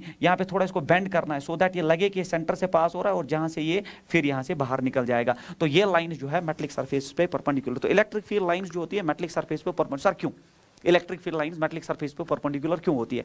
क्योंकि मेटेलिक सरफेसेस इक्विपोटेंशियल सरफेसेस होती है और इक्विपोटेंशियल सरफेसेस पे इलेक्ट्रिक फील्ड लाइंस हमेशा म्यूचुअली परपेंडिकुलर होती है 90 degree. Metallic surfaces are equipotential surfaces and therefore electric field lines necessarily should be perpendicular on them.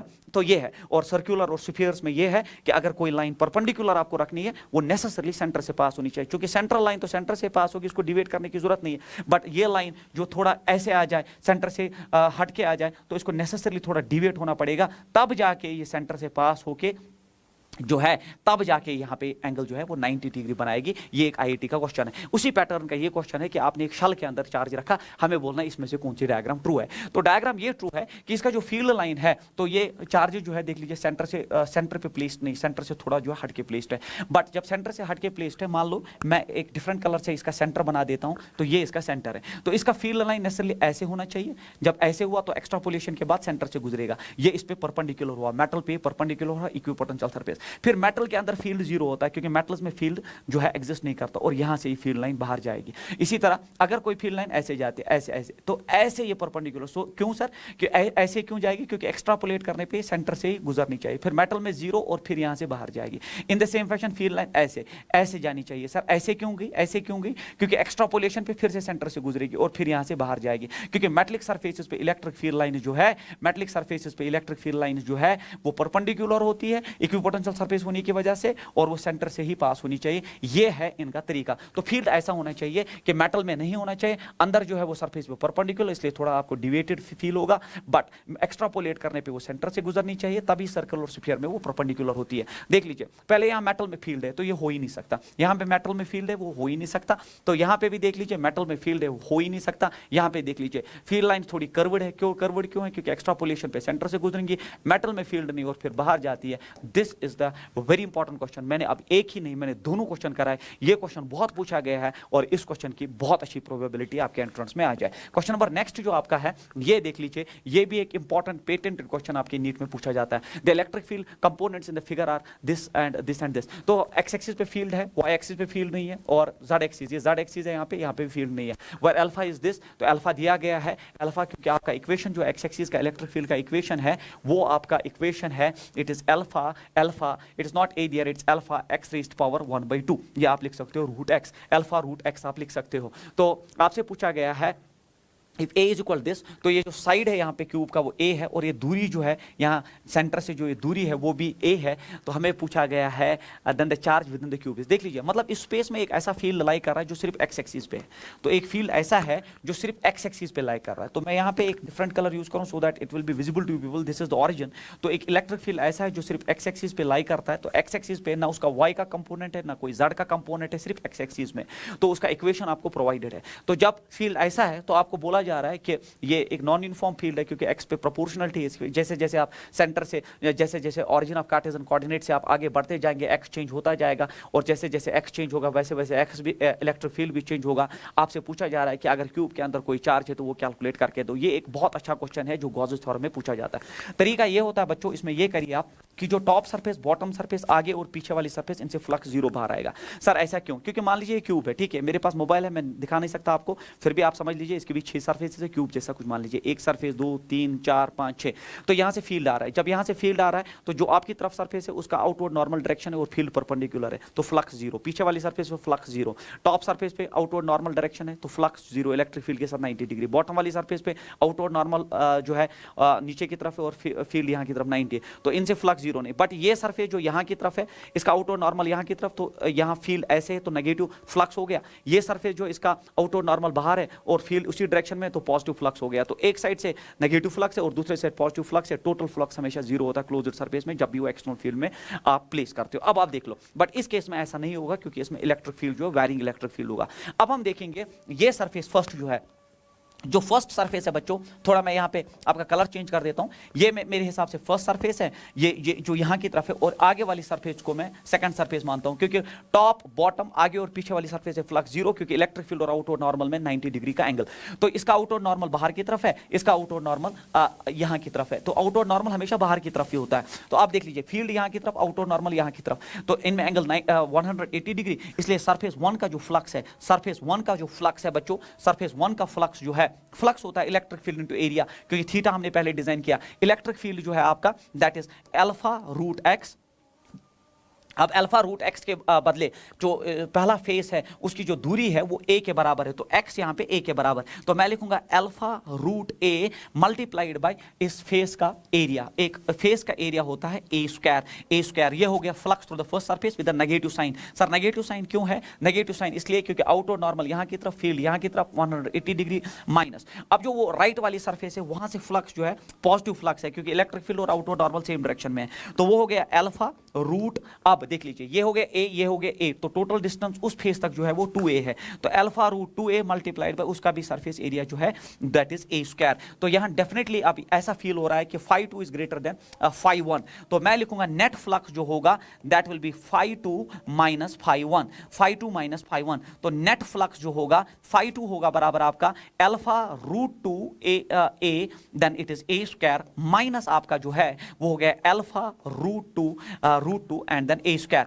तो अगर आप यहां देखेंगे आपका नेट फ्लक्स जो है वो हो जाएगा अल्फा, ये हो जाएगा अल्फा, ये रूट टू ए मैं कॉमन निकाल रहा हूं, और जो है अल्फा रूट 2 जो है रूट टू ए, तो रूट 2 आप देख लीजिए, आप ये ए स्क्वायर जो है कॉमन है, अल्फा कॉमन है, तो मैं निकालूंगा अल्फा और ए स्क्वायर कॉमन है, अल्फा और ए स्क्वायर जो है वो कॉमन है, तो अंदर बचेगा रूट टू ए माइनस जो है माइनस देख लीजिए, आप पहले आप φ2 देख लीजिए, φ2 जो है वो ये हो गया, φ2 ये हो गया, माइनस है अल्फा, ये रूट ए है, यहाँ पे गलती हो गई थी, ठीक है, रूट ए, तो इसीलिए मैं अब रूट ए लेके, तो अल्फा रूट 2 जो है मैं रूट ए बाहर निकालने जा रहा हूँ, देख लीजिए यहाँ गलती हो गई थी, तो अल्फा बाहर आएगा, रूट ए भी बाहर आएगा, रूट ए जो है वो कॉमन है, ए स्क्वायर भी बाहर आएगा, कॉमन है, अंदर बचेगा बच्चों रूट 2, यहां बचेगा -1, ये है।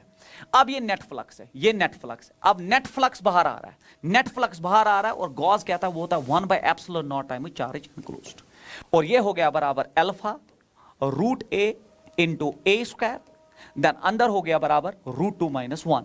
अब यहां आराम से देख लीजिए, आपका चार्ज आएगा बराबर alpha root A square root 2 - 1 multiplied by epsilon naught. ये 2021 के एंट्रेंस में नीट में पूछा गया है ऐसा पैटर्न ऑफ क्वेश्चन। अगर फर्स्ट सरफेस और सेकंड सरफेस में फ्लक्स बराबर होता तो नेट फ्लक्स जीरो होता है, क्योंकि हम जानते हैं किसी भी क्लोजर सरफेस को जब एक्सटर्नल फील्ड में प्लेस करते हैं net flux is zero. Individual surface में फ्लक्स हो सकता है but net is zero, but यहां पे जो है नेट फ्लक्स आ गया। जब नेट फ्लक्स, कंसेप्ट का पार्ट ये है, जब नेट फ्लक्स आ गया तो डेफिनेटली अंदर चार्ज है, नेट फ्लक्स नहीं आना चाहिए। क्लोजर सरफेस जब भी एक्सटर्नल फील्ड में आता है तो net flux linked with the closure surface is zero. This is the concept. इस पे हम न्यूमेरिकल्स करते हैं, आपने बहुत न्यूमेरिकल्स किए होंगे, बट यहां पे आप देख लीजिए सबसे इंपॉर्टेंट ये है कि यहां नेट फ्लक्स आ रहा है, और गॉस कहता है अगर नेट फ्लक्स बाहर आ रहा है तो मतलब क्यूब के अंदर चार्ज है, और वो हो गया 1/ε0 टाइम्स क्यू, और क्यू का वैल्यू जो है अब आप देख लीजिए, alpha is given, it is provided 800, आप रूट ए हो गया साइड भी दिया गया है, इट इज 0.1 मीटर दिया गया है, रूट 1 एप्सिलॉन आप जानते हैं इट इज 8.89 into 10⁻²12। जब आप ये सारा सॉल्व करोगे it reduces to 9.27 into 10⁻12 coulomb. ये अब कैलकुलेशन का पार्ट है जो मैं आप पे छोड़ रहा हूं, बट इसका कंसेप्ट का पार्ट ये है, किसी भी क्लोजर सरफेस को एक्सटर्नल फील्ड में रखने पे, किसी भी क्लोजर सरफेस को एक्सटर्नल फील्ड में रखने पे उस पे नेट जो है, नेट फ्लक्स लिंक्ड उस क्लोजर सरफेस के साथ जीरो होता है, net flux linked with that closure surface is zero. But यहां पे एक्सटर्नल फील्ड में रखने के बावजूद इस क्यूब में नेट फ्लक्स बाहर आ रहा है, तो गॉस कहता है अगर नेट फ्लक्स बाहर आता है इसका मतलब उसके अंदर चार्ज है, और वही चार्ज हमने निकाला। So this the most important question जो आप गॉसेस थ्योरम में यहां पे ऐड कर सकते हैं। उसके बाद ये भी एक क्वेश्चन है जो बहुत इंपॉर्टेंट है, that two parallel metallic plates having surface charge density σ1 and σ2 as shown the figure match the following. आपको जो है ये दो मेटालिक सरफेसेस पे मैंने एक मैच द कॉलम रखा है जो बहुत इंपॉर्टेंट है। देख लीजिए इस पे सरफेस चार्ज डेंसिटी σ1, इस पे σ2 as shown the figure match the following. तो हमें ये देखना है कि σ1 प्लस σ2 जीरो है, तो यहाँ पे कौन सी कंडीशन ट्रू है। पहले देख लीजिए आप इस रीजन में अगर आप देखोगे, इस रीजन में अगर आप देखोगे इसकी वजह से फील्ड होगा, इसकी वजह से भी और इसकी वजह से। अब आप यहाँ पे देख लीजिए टू मेटालिक प्लेट्स, यही तो मैं आपको पीछे बोल रहा था, ये आप कंडक्टिंग प्लेट्स, और कंडक्टिंग प्लेट्स का जो फील्ड होता है ना वो होता है बराबर σ/ε0। तो ये हो गया σ1/ε0 प्लस हो गया बराबर, इसका भी फील्ड होगा, इसका भी फील्ड, तो इसका भी फील्ड और इसका भी फील्ड, ये हो गया σ2/ε0, 1/ε0 बाहर आएगा, अंदर बचेगा σ1 plus σ2। In the same fashion इस रीजन में भी दोनों फील्ड्स प्रेजेंट होंगे, तो इस रीजन में भी होगा 1/ε0, ये होगा σ1 प्लस सिग्मा 2, तो यहाँ बच्चे मैक्सिमम 2 लिखेंगे, गलत लिखेंगे। नो डाउट इस प्रॉब्लम पे फर्क नहीं पड़ेगा, बट पता होना चाहिए मेटलिक प्लेट्स में सिग्मा बाय एप्सिलॉन नॉट होता है। इस रीजन में आपको यहाँ डिफरेंस होगा। सर डिफरेंस क्यों होगा? क्योंकि अगर इसका फील्ड यहाँ की तरफ है तो डेफिनेटली इसका फील्ड यहाँ की तरफ है, और इस रीजन में होगा 1 बाय एप्सिलॉन नॉट, यहाँ होगा बराबर सिग्मा 1 माइनस सिग्मा 2। अब डिपेंड करता है कौन बड़ा कौन छोटा उस पर। तो तीनों रीजन्स का फील्ड आ गया। अब हम पहला स्टेटमेंट पढ़ते हैं। पहला कॉलम ये है, अगर सिग्मा 1 प्लस सिग्मा 2 0 है, तो अगर सिग्मा 1 प्लस सिग्मा 2 0 है, तो अगर सिग्मा 1 प्लस सिग्मा 2 0 है, रीजन थर्ड में भी फील्ड 0, रीजन फर्स्ट में भी फील्ड 0। तो हम देखेंगे, देखिए electric field in region 1 is 0, बिल्कुल 1 जो है वो क्यू के साथ मैच कर गया, क्योंकि रीजन 1 में फील्ड 0 हो गया। अगर sigma 1 plus sigma 2 greater than 0 है, अगर sigma 1 plus sigma 2 greater than 0 है, तो field in the third region will be towards right, field in the third region will be towards right. तो इलेक्ट्रिक फील्ड इन द, हाँ बिल्कुल, जब ये plus होगा तो ये, जब प्लस हो गया तो ये सारा प्लस होगा, तो इलेक्ट्रिक फील्ड राइट की तरफ होगा। तो electric field in the region third is towards right, बिल्कुल ये 2p के साथ मैच कर गया। अगर sigma 1 plus sigma 2 less than 0 है, अगर ये लेस देन 0 है, अगर ये लेस देन 0 है तो माइनस हो गया। जब ये माइनस हो गया, जब ये माइनस हो गया तो electric field in region 1 is towards right, yes, क्योंकि अगर ये पॉजिटिव होता तो फील्ड टुवर्ड्स लेफ्ट होता, बट ये माइनस होने की वजह से फील्ड टुवर्ड्स राइट हो जाएगा। तो ऑप्शन नंबर थर्ड में जो है आर आना चाहिए। तो 1 जो है क्यू के साथ, 1 जो है क्यू के साथ, यहाँ एक ही ऑप्शन है तो सेकंड ऑप्शन ही है, क्योंकि 1 पी के साथ गलत है, 1 आर के साथ गलत है, 1 पी के साथ गलत है, 1 क्यू के साथ। फिर दूसरे देखो आप, 2 जो है आपके पी के साथ है, और 3 जो है वो आपके आर के साथ है। So this should be the right choice. तो उसके बाद जो है आपका, उसके बाद जो है यहाँ पे यहाँ पे एक इंपॉर्टेंट क्वेश्चन है, यहाँ पे एक इंपॉर्टेंट क्वेश्चन है। 3 very large plates are given charges as shown in the figure. If the cross sectional area of each is the same, then final charge distribution on each plate is. ये भी एक expected और most important question रहता है जो इन plates के regarding रहता है। तो अगर आप इस क्वेश्चन में देखेंगे, इसमें जो टेक्निक मैं यूज करने जा रहा हूँ वो एक अच्छी टेक्निक है। वो ये है कि इस पे चार्ज क्यों है, थोड़ा सा मैं फिर से बनाता हूँ। इट इज -5Q और ये 10Q का चार्ज है। हमें बोल रहा है, हमें इस क्वेश्चन में निकालना है प्लेट सी पे इनर और आउटर प्लेट्स पे चार्ज, प्लेट सी पे। तरीका ये होता है, तो इसमें स्टेप नंबर 1 जो होता है इस क्वेश्चन में, स्टेप 1 जो होता है that is add the charges and divided by 2। Add हो गया Q -5Q plus 10Q divided by 2, तो ये हुआ 11 - 5 that is 6Q bye 2। 6Q bye 2 होता है बराबर 3Q। अब वो 3Q जो है वो डिस्ट्रीब्यूट करिए। 3Q कैसे हम डिस्ट्रीब्यूट करते हैं, तो आपने ये जो है मेथड सीख लिया कि पहले सारा चार्ज डिवाइड बाय 2 करिए, कितने भी प्लेट से डिवाइड बाय 2 करिए, वो इसमें भी चला जाएगा आउटर प्लेट में +3Q, और इसके आउटर प्लेट में भी +3Q ही चला जाएगा। तो ये होता है इसका step number first. This is the step first कि आउटर प्लेट्स पे 3Q एंड 3Q। उसके बाद अब प्लेट माइनस दिस, तो प्लेट हो गया Q -3Q हो गया -2Q, तो यहाँ -2Q, यहाँ इंडक्शन से डेवलप होगा +2Q। ये इसकी टेक्निक है। अब प्लेट माइनस दिस, तो -5Q -2Q होता है -7Q, वो इंड्यूस करेगा इस पे +7Q। तो अब आप देख लीजिए, इनर प्लेट पे +7Q और आउटर प्लेट पे 3Q। इनर प्लेट पे +7Q on the inner surface and +3Q on the outer surface. Most important question है। तो इसमें ये तरीका है चार्ज डिस्ट्रीब्यूशन का कि चार्जेस को ऐड करिए, डिवाइड बाय 2 करिए, आपको जो है चार्ज मिलेगा। वो चार्ज जो है इक्वली दोनों चार्जेस पे, ये दोनों सरफेस जो आउटर सरफेसेस है उस पे वो आप डिस्ट्रीब्यूट करिए। फिर प्लेट माइनस दिस, इस पे चार्ज देगा इनर प्लेट पे, और फिर ये जितना चार्ज वो उस पे इंड्यूस करेगा, और अकॉर्डिंगली जो है प्लेट माइनस दिस इस पे चार्ज आएगा और वो इंड्यूस करेगा। एंड लास्ट में करेक्ट आपने किया है कि नहीं, उसकी क्या गारंटी है? उसकी गारंटी यहां से आती है कि plate minus this 10Q -7Q जो है वो लास्ट में 3Q आ गया। And this completes our this question. Now I will take a break here, and because we have completed that Coulomb's law, all the concepts जो related numericals, then मैंने field जो है उस पे, field में हर एक पैटर्न का जो field जो आपके ऑब्जेक्ट्स में इन्वॉल्व होता है, कोई भी ऑब्जेक्ट हो उस पे, और फिर एक न्यूमेरिकल सीरीज उस पे भी हमने डिस्कस किया। So from this now it is very much clear to you people that it is entirely different from that of previous one जो हमने 2 साल किया, क्योंकि उसमें सिर्फ क्वेश्चंस, इसमें पूरा detailed concept, so that at this last stage of your preparation it is definitely going to help you. And I will take a break and then we will continue it with the that potential and जो इसमें related topics होंगे।